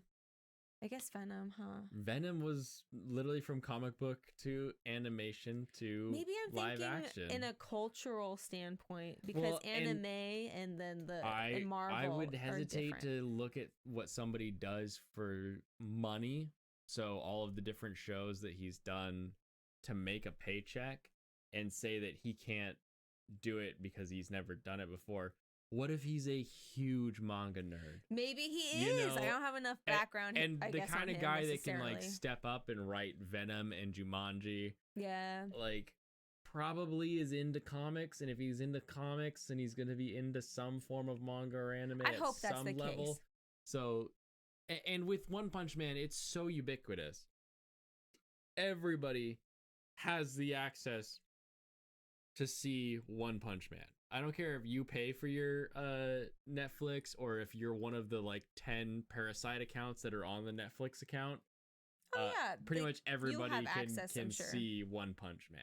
You know, it's not something that's like secret. So I'm sure he's seen it, and I'm sure he's going to be a part of it, because like feeling well. Venom did pretty good. We've never Jumanji seen it. Jumanji did pretty good. I've seen Venom. I haven't seen Venom. I watched Venom. it on an airplane. Oh wow. Aww. Wow. So basically throughout when I saw this, I just was horribly reminded of how much I really don't enjoy live adaptations of anime. And I took a poll on Facebook. I actually took 2 polls, but we'll just focus on the one. But I just asked people on this anime Facebook group that I'm a part of what if people actually liked live adaptations, and it kind of turned out to be a resounding no. Yeah, Katie asked this question of like, who likes live anime? You can't see the percentages. Well, you can see that this is 100%. This one's down at like 25, 30%. Then they've got a little smattering of percentages. Yeah. But then it's an overwhelming no. Then this guy popped up. So this guy had an interesting comment that we kind of wanted to delve Absolutely into. not. People need to realize that every form of entertainment has its merits and place in the world. Live action isn't better than animation, or vice versa. You never see a live action show / movie get animation adaptation, do you? Of course not. It's because Hollywood has brainwashed most people into thinking that whatever they're doing is somehow always better than everything else. It's completely ridiculous. So and Katie read that, and immediately my brain just exploded. I melted. I was like, what? Of course there's okay. That first line, I'm with you. I'm with you on that first line. When you want to say, people need to realize that every form of entertainment has its merits and place in the world. Absolutely. Absolutely correct. You can do stuff in animation that you cannot do in live action. Which is why I think certain people like it so much. Which is why I like it so much. That's why I love it. You can do space so well in animation with the same budget as other types of settings, right? Yes. You're not paying more for more CG. And you can manipulate faces, and you can manipulate body parts, or you can do the trigger environment. thing where it's like, oh, I'm imposing, so like things get bigger, and it makes sense naturally. Live action isn't better than animation. You're shouting it, but I still can kind of, see where you're coming from there. It's not you're not driving me away yet. You never see a live action show / movie get animation adaptation, do you? Of course not. False. That's such a false. And my brain says this person isn't quite 25 yet. Because they maybe haven't lived through every the era. live action show from the 80s and a few before and a bunch after, every live action movie got some sort of cartoon. Well, you can't say every, but lots of them did. You watch classic movies, they all have some sort of anime or animation adaptation. Yeah, maybe it's they want certain things to appeal more to children. And Conan the Barbarian has an animation adaptation that was a long ongoing series. It rustled my Jimmy so much. I made a list, and let's see how many of these Katie remembers. The Ghostbusters animated series. Yes. Do you remember the Ghostbusters animated series? Ghostbusters. With Slimer. And sucking it all up. Yeah, Ghostbusters was actually really creepy. Qghostbusters was originally a live action movie. Really good movie. I didn't know that. I thought it was the opposite. No, it was originally a movie. Okay. Well, there you have it, folks. Bill Murray and that whole crew doing it. Oh yeah, I mean, I watched the movie too. Yeah, that came before. The literal cartoon characters were modeled after Dan Aykroyd and Bill Murray and all that. That's so fun. Beetlejuice. Dude, yes, I actually was a movie Beetlejuice. before it was an animation. Beetlejuice. Really? You remember the cartoon? All of these, I remember the Beetlejuice cartoon, right? I've seen, I think, either parts of the movie or I have seen the movie. It's based off of the movie. Huh. The live action movie turned into an animation. RoboCop. Maybe you don't remember that one as much. That was a little more late 80s. And they made it a musical. said. Musical's always next on the list. Yes, right. The Mummy. Do you remember The Mummy animated on Saturday morning cartoons? I've never seen that. It was so cool. It was so it was one of the so cool. It was around the same time as right before Yu-Gi-Oh, so it kind of got you into that Egypt phase. But that also based off the Mummy movie. The Mask had an animation, a fun cartoon version. That. You remember Vaguely, that? Yeah. Men in Black had an animated series that was so much fun. Animated version. The animated version is so much fun. Yeah. It's so much fun. I will say, all of these are Western concepts. That's fun. So maybe I'm just trying to give them benefit of the doubt. Let's get to the first one first. Okay. Star Wars Clone Wars. Happy May the 4th, by the way, is an animation that everybody loves. That's true. Everybody loves Clone Wars. They're like, the prequels weren't that good, but Clone Wars, that's fun. That's a really great animation. It's so good. And it's based off of a live action space story. Who would have thought? And you're about to say that it's not crossing borders or something? Well, I'm just trying to give this commenter a little bit benefit of the doubt. I think they didn't give it a lot of context, but they're trying to say from like an Eastern, like a Japanese movie has So, never become a Japanese live action movie. an Name anime. one. I don't know any. Yeah. I Yeah, don't know there you any. go. You find something that becomes popular, And then you can make it'll it to come animation. over and get an animated series, or it'll get just like turned into like a Western series. True. You know, like one of the most popular things that Japan makes that we take and we do adaptations of is Japanese horror. Oh, sure. Which you're not gonna turn into a cartoon usually. I Like think you part of what makes That'd be horror, horrifying. like even the reality. yeah, of exactly. it. Even anime horror isn't that scary. But once it becomes like it's a live action, But if it's live film, action, it's like even if it's It's too Uncanny close to Valley, real. it can like get like still like I'm that dude who's freaking out right now, you know, and so you Yeah. feel it. So like when The Ring came over ugh, and the Grudge. horrible.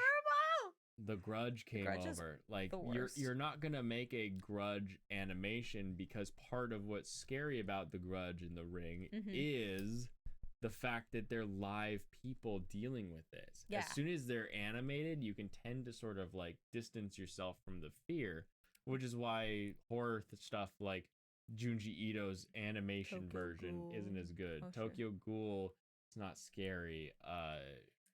Which I think is kind of Another nice. isn't that scary. Like I don't think animated animation's not meant to horror be scary. doesn't work super well, which is weird because stop motion horror can.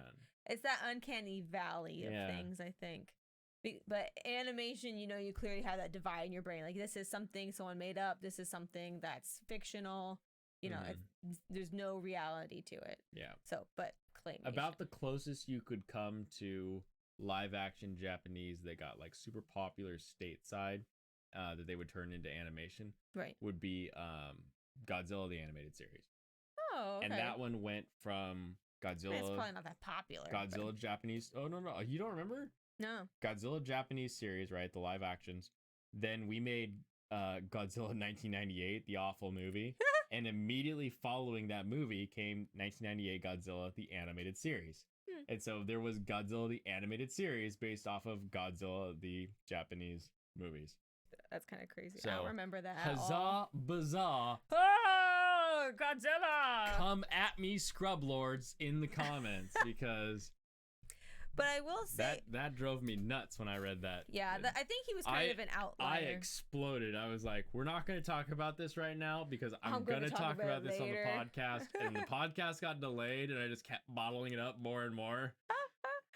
Yeah, he had a very unique comment. Most of the rest of everybody was kind of more along the lines of how I feel, just being like, usually it's just not done quite right, or it's just cringy. It's done by a board. They're doing the main points. They're not focusing on like, what is the series about? What makes me watch this? Yeah, they're kind of more focused like, they're like, people like light. Yeah, or we need light versus L. Or even more general than that, just like people are loving anime right now. It's becoming more and more mainstream. Obviously, people are making like real movies of it. Did you read the wiki plot?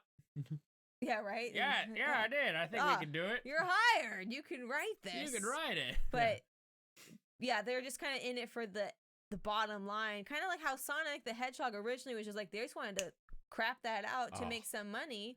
But then they had still blows my mind. Then they found out how people reacted to it, and it really means a lot to them. Same as with the anime community, that they don't want them to like make it into something terrible. They want it to be actually good and not just be about the bottom line and be about money. Right. And Sonic is perfect proof, though, that if you make your product well, it will make you money. Yes. Sonic made more money than Detective Pikachu. Insane. And Pokemon is the highest. Pokemon is the most valuable property in the world. Absolutely. And everyone was like, this is finally a good live action video game movie when Detective Pikachu came out. And then Sonic Team was like, all right, we'll fix this because people are upset at us because of this. Whoever said yes to that needs to really do some deep thinking on their life. But then they fixed it, and it came out, and I saw it. We saw it. Yeah, we went I out. loved it. It was one of the last things we did before quarantine. Is we went out and we saw it. It was a ton of fun. That seems like a long time ago. And it ended up making them more money than Detective Pikachu. I also wonder though if it's because of the news about it, because like people were covering it, like news stations would be like, "Oh, everyone's upset about this thing," and then it made people more aware of it. Right. If it was done correctly the first time, it might not have gotten as much hype. Which is why you wonder who said yes to that, or did they say yes because they knew it would be bad?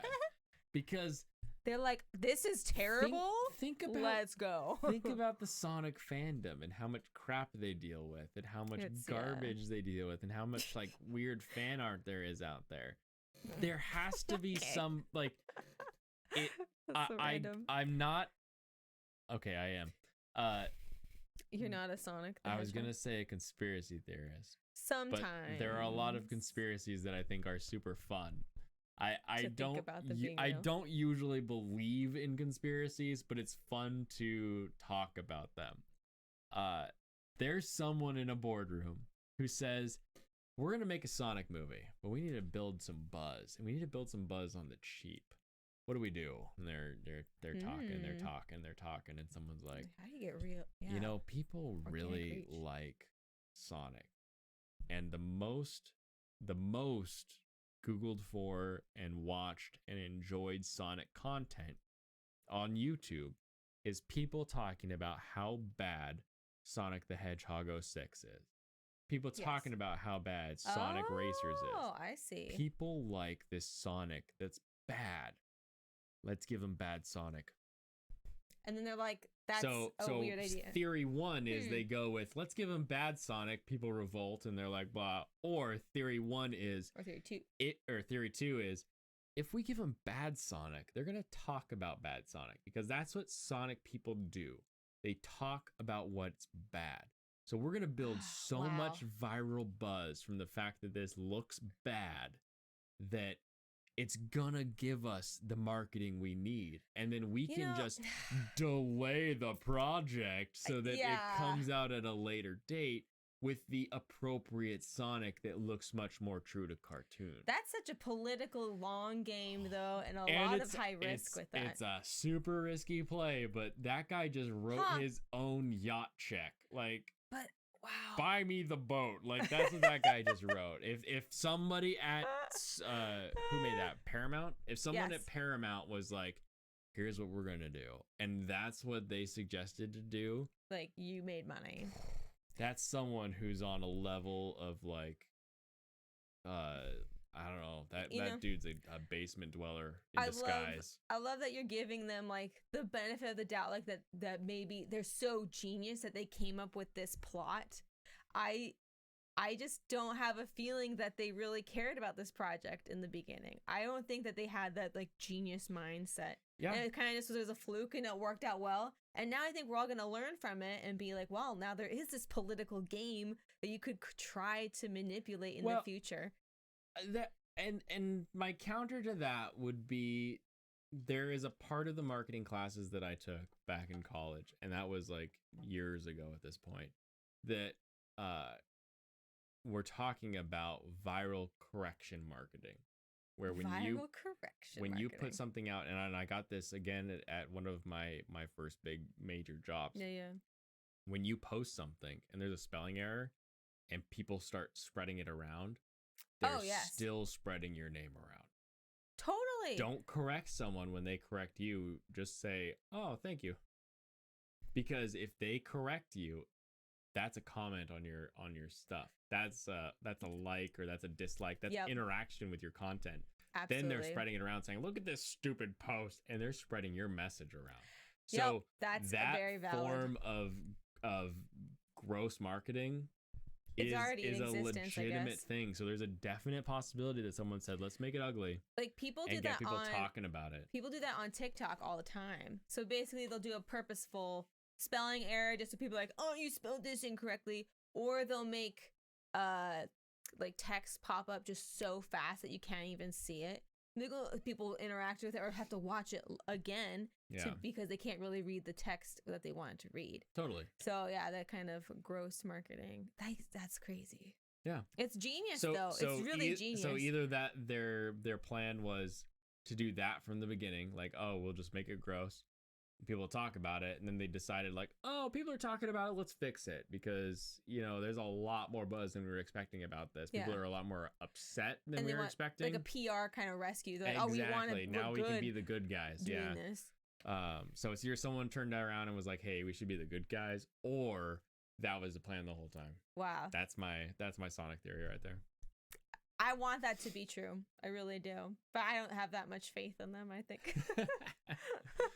Oh goodness. Yay. So what else is on our list? Basically, social distancing and quarantine happened during the exact same time that we were meant to go on our trip to Japan. Yep. This was early April. We had it planned basically since November. We were going to go with family, and it's going to be awesome. Yep. So and we've first international family trip, like larger family trip. It would have been our first international family trip. It was going to be amazing, and literally it's maybe like days before us leaving. 48 hours before was the time that I could even actually make a change. They because Expedia has been like, don't talk to us until it's like 2 days before your trip. Yeah, and we had to wait and all this stuff. And it was just kind of stressful because we weren't sure if we were still going and what the condition is of Japan, all this stuff. But we've been to Japan several times. We've been 6 times. This would have been our 7th trip to Japan. Yeah, we've been 6 times. This would have been our 7th trip to Japan. Oh. I know, we've been several times. We've been 7 times, and this would be the 8th. No, I'm pretty sure this would have been our 7th time. So anyway, so we're missing it this year. Obviously, things are kind of hectic right now. You can't, it's not really safe to go out and travel, all this stuff. But I know a lot of people are kind of like, they had trips planned and all this stuff, and maybe you're trying to figure out what can you do to prepare for your trip to Japan. This might be something maybe a little bit longer down the road. I want to go on your 10th time to Japan. Yes, Steam, you come with us, baby. Well, we'll go together. 2023. If we Who knows catch if we have up, kids by then, though. If we can catch up to our system, I'm ignoring that. Of going once a year, then 2023 will be our 10th trip to Japan. Yes, that's gonna be a big milestone, actually. Yeah. And that would be our 10-year anniversary. Yep. Okay. Oh, Katie. We like a wah wah. Oh, Katie. Just kidding. Oh, Katie. Yeah. So, but basically, we've been studying Japanese pretty much ever since before we got married. Really. Yes. To go on these trips. So our honeymoon was to Japan. The first trip was the honeymoon to Japan. Yeah, so back in 2013. I've been studying since before then, but I didn't really study at all. It was a surprise for you. I knew where we were going. Yes. Obviously. I was like, I know we're going to Japan. You didn't know anything about it, though. I didn't know anything about the trip. Blaine planned the entire thing, and it was our first trip, not just internationally, but really our first trip together, like anywhere significant. So yeah, we were super excited. And you knew Japanese. Like, how much Japanese do you think you knew on our first trip? I'll show you. So he had this whole, like, emailed a friend of mine who spoke Japanese. And he gave me this document of keywords. Hajimemashite. Watashi wa Blaine Chapman desu. Wow, so bad. Yoroshiku onegaishimasu. Onamae nan desu ka? Nansai desu ka? How old are you? Oshigoto wa nan desu ka? So how do you know this person? This person was a client of mine for a long time, and so I have this extremely short list of helpful phrases that they gave me that we used on our first trip to Japan. And we got it was fine. Like Toire wa doko desu ka? Yes, that was literally the first phrase I ever learned. Ikura desu ka? How much is it? Ego ga wakarimasen or ego ga wakarimasu. Yeah. Do you speak Japanese? English? Yeah, or do you speak? Do you understand English? What you're saying. Yeah. And like that short list of phrases literally got us through all of 2.5 Tokyo, weeks? Kyoto, Osaka, as well as in that first trip we went to this Kinosaki? little tiny place in Yoshino, Oh, yeah, Yoshino. Yes. up on the mountains called Sakuya. Oh, it's It was beautiful. so Onsen, beautiful, and it was ryokan. really funny because like the guy there, he actually studied glass blowing Oh, on in Mount Seattle. Rainier. Yeah, We're super famous for glass blowing. apparently for Chihuly and all that, Yeah. right? Chihuly, they're better. So he studied glass blowing here and then moved back to work at like his family hotel, basically, Yeah. his little onsen Just kind ryokan of up made there. the world seem really small in that It moment. was super funny, and like super funny. that guy, he speaks really good English, of course, because he Oh, studied great 4 English. years up here.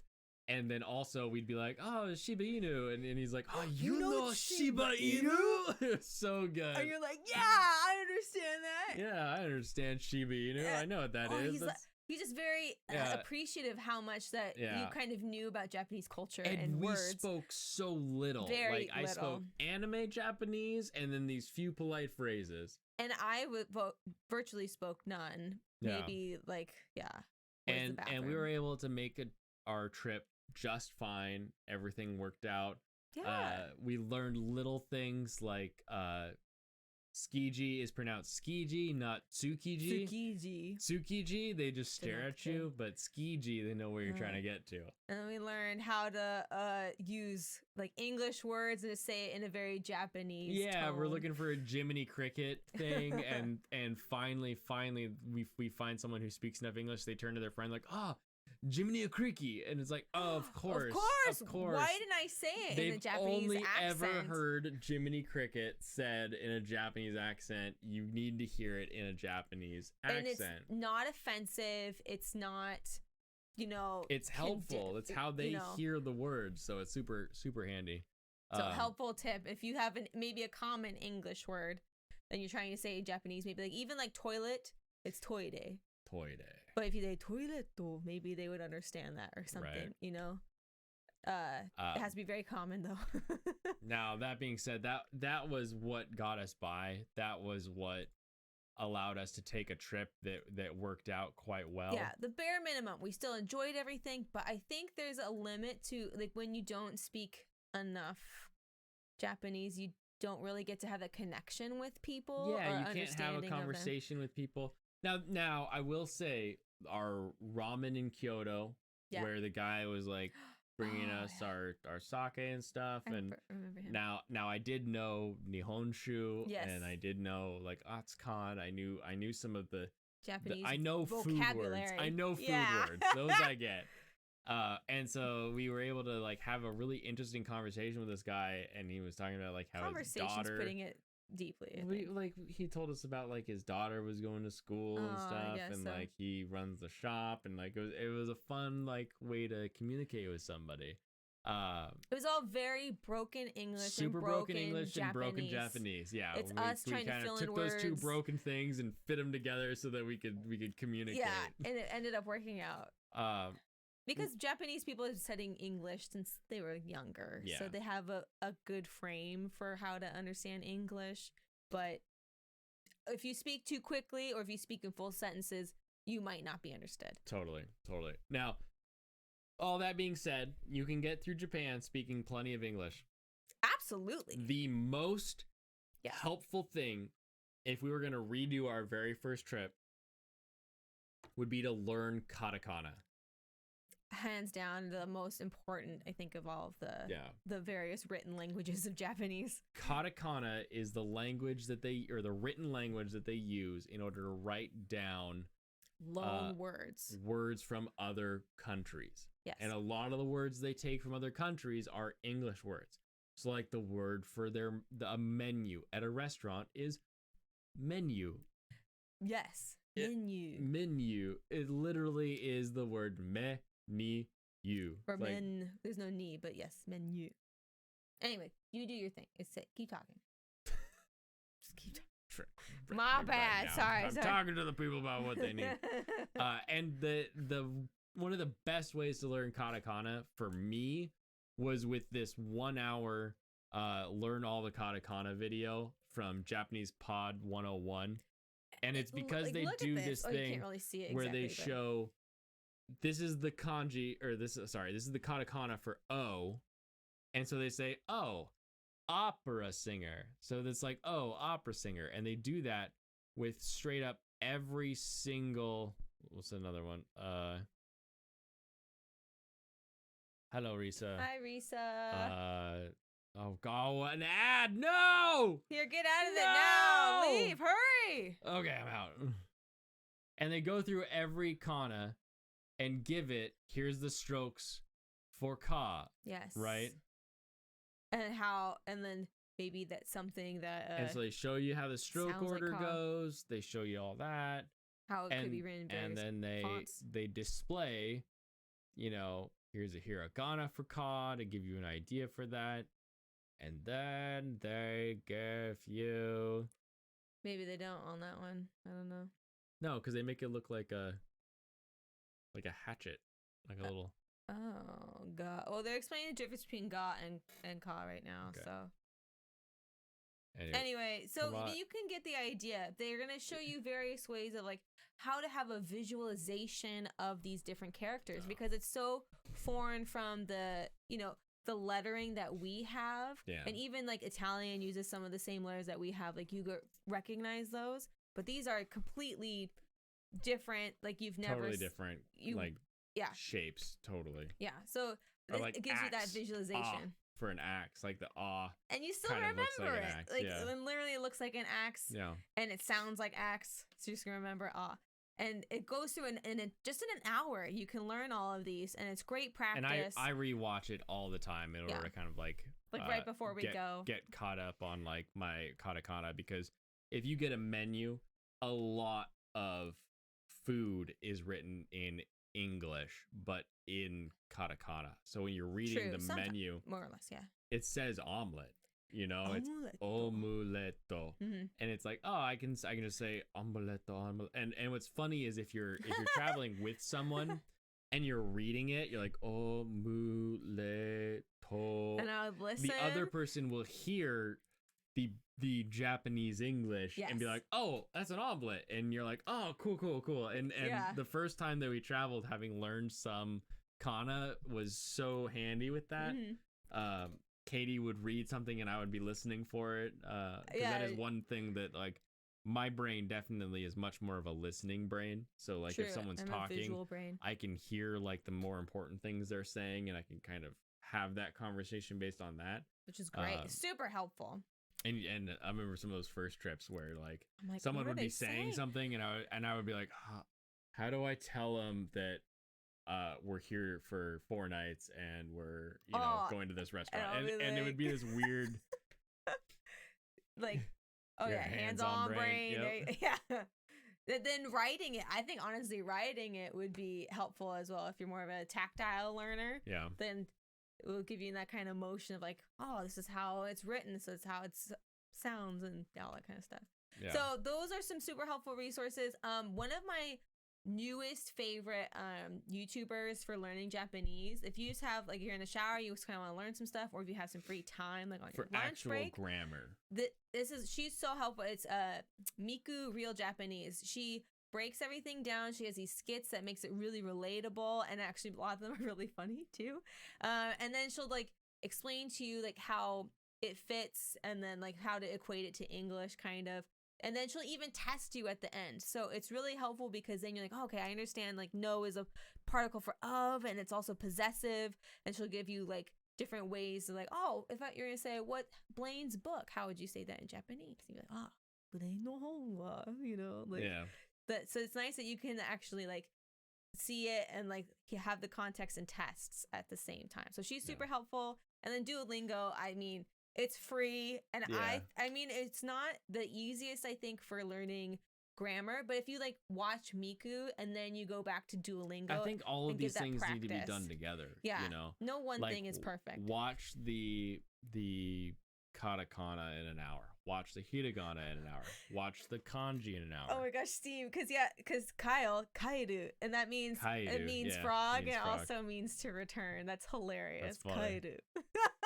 It's true. But yeah, and Sorry. that so other ones that we've enjoyed, like Japanese from Zero, has some interesting information. Duolingo is helpful. We have a And these are Rosetta all Stone free. too. Like Yeah, well, Rosetta Stone's one of not the free. first things I learned in Japanese was "Onanoko hashitemasu," And you're like, and it's so like it's such an unneeded thing to learn, but I learned it and now it's just like stuck in my brain. Yeah. Yeah. Thanks to Rosetta Stone on that. Stone, man. But yeah, I mean, like, and especially, I know the Olympics were supposed to happen this year, but even so, whenever they do happen to happen in Tokyo, like Tokyo's already so just geared towards English speaking people. Yeah, it's an extremely international city. Yeah, you won't really have a problem navigating. Like, you could just ask someone, maybe, like, if you could learn the phrase, like, do you understand English? And then you could talk, and they'll say, like, yes. Doko desu ka? And just, like, point to where, like, you want to go.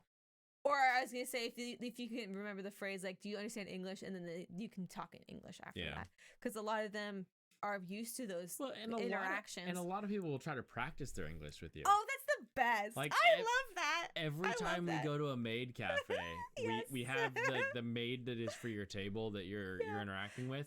But when you're a foreigner, throughout your meal, every maid takes a turn to come up and be like, "Hello, my name is," and they have like an entire little like, "Where are you from?" And they try to like talk to you and practice their English, because especially in those situations where they're in an extremely hospitable role. Hospitality role. Yeah, they're in a hospitality role where they never know when they're going to get somebody who speaks English or German or French in. So I'm sure that as soon as someone's in there who speaks one of those, they all kind of line up to be like, "Oh, let me practice a little bit. Let me see if we can have a little bit of a conversation." And they do true. Every time, and it's a ton of fun because then you just get this parade of maids that all just want to like talk to you and ask you where you're from and see how you're doing today and ask what your favorite music is. Yeah, all these like very simple questions, but it's just nice that they want it's the little conversation building questions, you know, and they all work very well to like try to figure it out and work together on that. And the funny thing is, I do the exact same thing when Japanese people are in my restaurant and I know that they're speaking Japanese. So it's not just like, oh, they're trying to speak English, but it's like, I want to practice my Japanese on real Japanese speaking people, like native speakers. We're about to have a Japanese employee. Are you really? And I said John A when I hung up the phone. No, you. Oh my gosh, Blaine is the worst at this, but the best at this, because every time we'll go to like maybe a Japanese restaurant in our like in America in our state, just takes over. Start speaking Japanese. It just takes over. Like, he just like gets in the zone, and I appreciate it though, because like you're just Unagi kudasai. Yeah, and then they're kind of like, what? Excuse me, like white guy. But it's fine. It's weird because it pops up. I'll be like, "Oh, I'll have your house sake," and they'll be like, "Oh, how do you want it?" I'll be like, "Atsukan," and they're like, "What?" I'm like, "Oh, that's right, hot, please." Japanese worker for Blaine's job. Oh, for my job, yeah. Oh man, I wish. What are they gonna do for me? Pepper my feet, please. I don't know.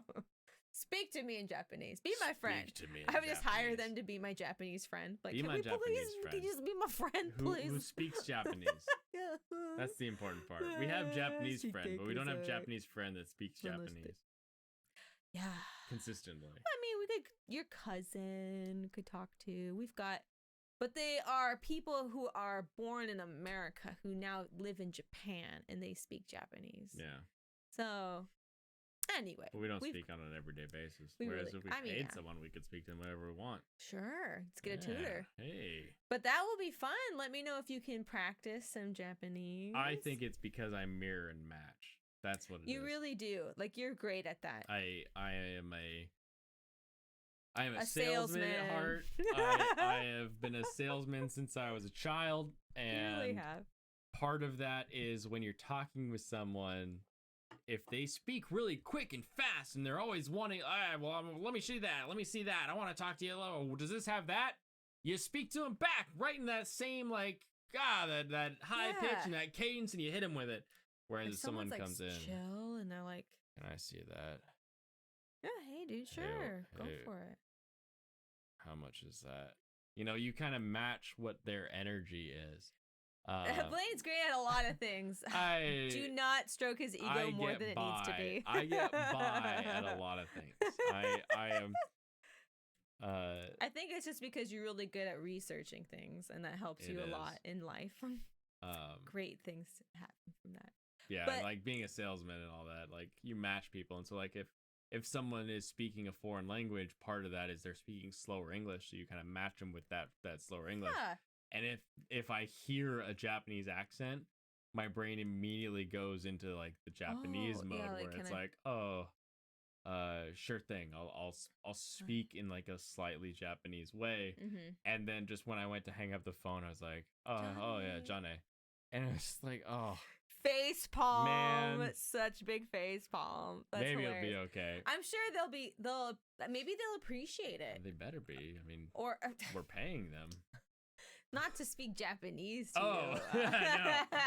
No, not to speak Japanese. They'll appreciate the job, but it's maybe go with benefit. And that's part of the reason why I also wanted to work at a Japanese restaurant, because like, I'm gonna learn, have this kind of like environment where I can like, be like, tonkotsu hitotsu kudasai, like that kind of stuff, and I could learn from that. What you forgot. I'm in America. Everyone speaks English. Yeah. What you forgot is that before it was called the International District, the place that your Japanese Chinatown. Restaurant is Chinatown. Yes. And so it wasn't just called Chinatown because like, that's what the white people called it because they're all Asian. It was legitimately Chinese. There's a Hong Kong theater. There's Bruce Lee had his studio there. There's all of this actual deep Chinese roots in that area. Yeah. Like to the point where triads were a problem. Wow. So it's not a place where you would be Japanese. Right. Until recently much more recently we have Japantown, we have Little Vietnam, we have like it's an international district now. Anyway, that's what I was hoping for, and obviously I didn't get that. Well, everyone there is just as American as I am, and that's not super disappointing, but but a lot of people did have a lot of love for anime and maybe Japanese culture, even if they didn't speak. I got that as well. You kind of have to a little on some level. If you're going to a place to get ramen, you're not just a fan of soup. Hey, I mean, maybe you could be. Yeah. But usually it's like, maybe you appreciate food culture, even it may not just be Japanese culture. Yeah. So all these good things. Anyway, but yeah, hopefully those are some good resources for you guys to kind of learn more about more Japanese for your next future trip to Japan. Yeah. Whatever that might be. Whenever and whatever that may be. Yeah, right? Future date. Let us know. Super fun. Awesome. Well, is there anything else you want to touch on today? No, I think that was everything on the docket. Much everything. Ooh, now I'm craving ramen, says Steam. I know. I'm thinking I might crack open some instant ramen when we get downstairs. I think so too. I wouldn't mind some of that, honestly. We can split one. You want to split one with me? I'll split one with you. Yeah, okay. I would love to do that. That would make me very happy, ma'am. Oh, I'd be super happy too. I love it. Cool. Yeah, I look forward, hopefully in the next couple weeks. I'm trying to get it done in the next week. More cap designs. Yes. I've crossed a lot off of my list. They're great, you guys. The cap designs are incredible. They are coming together. Yeah, so some Kawaii Panda Red Pandas. If you want to help save Red Pandas, go check out official kap.com and help. Half of all the proceeds go to help save Red Pandas. Yep. All designs are created by this handsome mug. Woo! This mug. And it's all because I just love Red Pandas. It's all because you love Red Pandas. And, they're going in danger, or they are endangered, actually, and we're trying to help bring them all back. Yep. Get more of those cute little fuzzy cuties in the world. Cuter. Ah, they're so cute. I love them. I'll just grab all of that. So yeah, so look forward to more of your designs. Yeah, the next prize, because I don't currently have a limited item en route, is just your choice. So whatever cap items you like, either in the current or the next batch of things, those will be the prize for the monthly. Just because I don't have I just don't have a limited run. That's totally fine. I think doing a limited season Do is going to be quarantine cap. better. So Just like kidding. once this season is done, these items will no longer be available. I think it'll be little better bit on your better. load as well. Yeah, And give people more opportunities and time to really look at the designs and to things. get the stuff and like the stuff. So I agree. we'll be changing that a little bit. You'll definitely win based on your tenacity to do so. I believe in you wholeheartedly, and look forward to next time. Yeah, next time on the podcast tomorrow. Yeah. I think we're gonna be doing Super Mario Maker. Is that right? I think Super Mario Maker is the one that's on the schedule, but we did skip Dark Souls today, so we could do Dark Souls if you want to do Dark Souls. I love Dark Souls. Like literally, it makes me so excited because Blaine loves that I'm enjoying Dark Souls. I love Dark Souls. He has like the board game of Dark Souls. I don't have the board game. Well, you have part of the board game. I have part of the board game. And my friend has the other part. Yeah, your friend has the other part. Love the board game Dark Souls.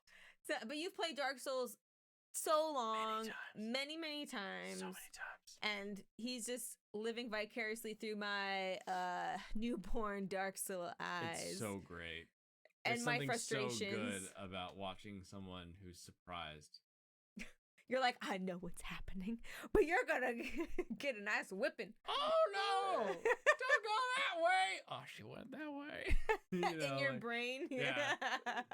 Yeah, just those little things where I'm like, oh, turn around. And all the frustrations that come with it, though. Oh, where are you going? Or why'd you hit Estes? You've been running in circles for years. I really enjoy so playing much it fun. though, but I'll need some more guidance tomorrow.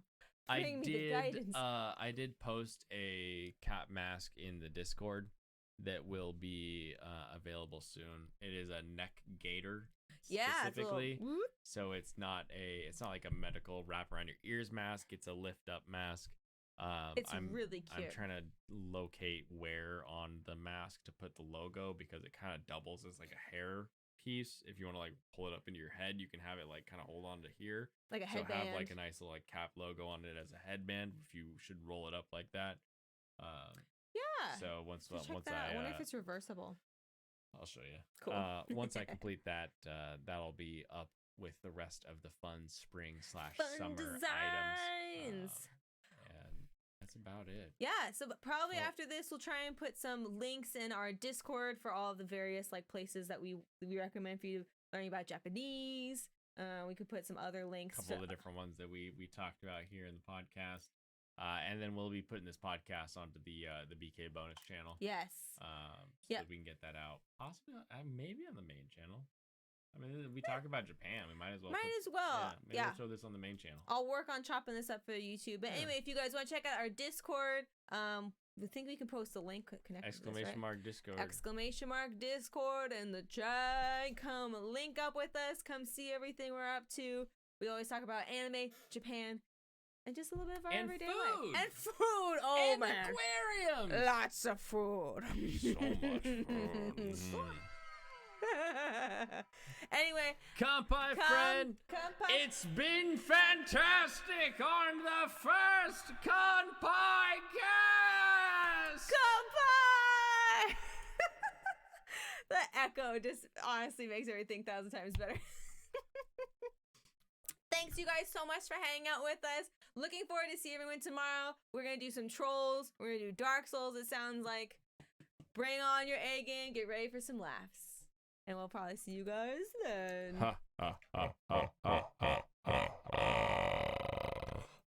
Wait. Can you do that again? I can do that all the time. Wait, I want to try. I sound stupid. Hello, everybody. Goodbye. Those are hilarious. Love Okay. it. See you, everybody. Bye, you guys.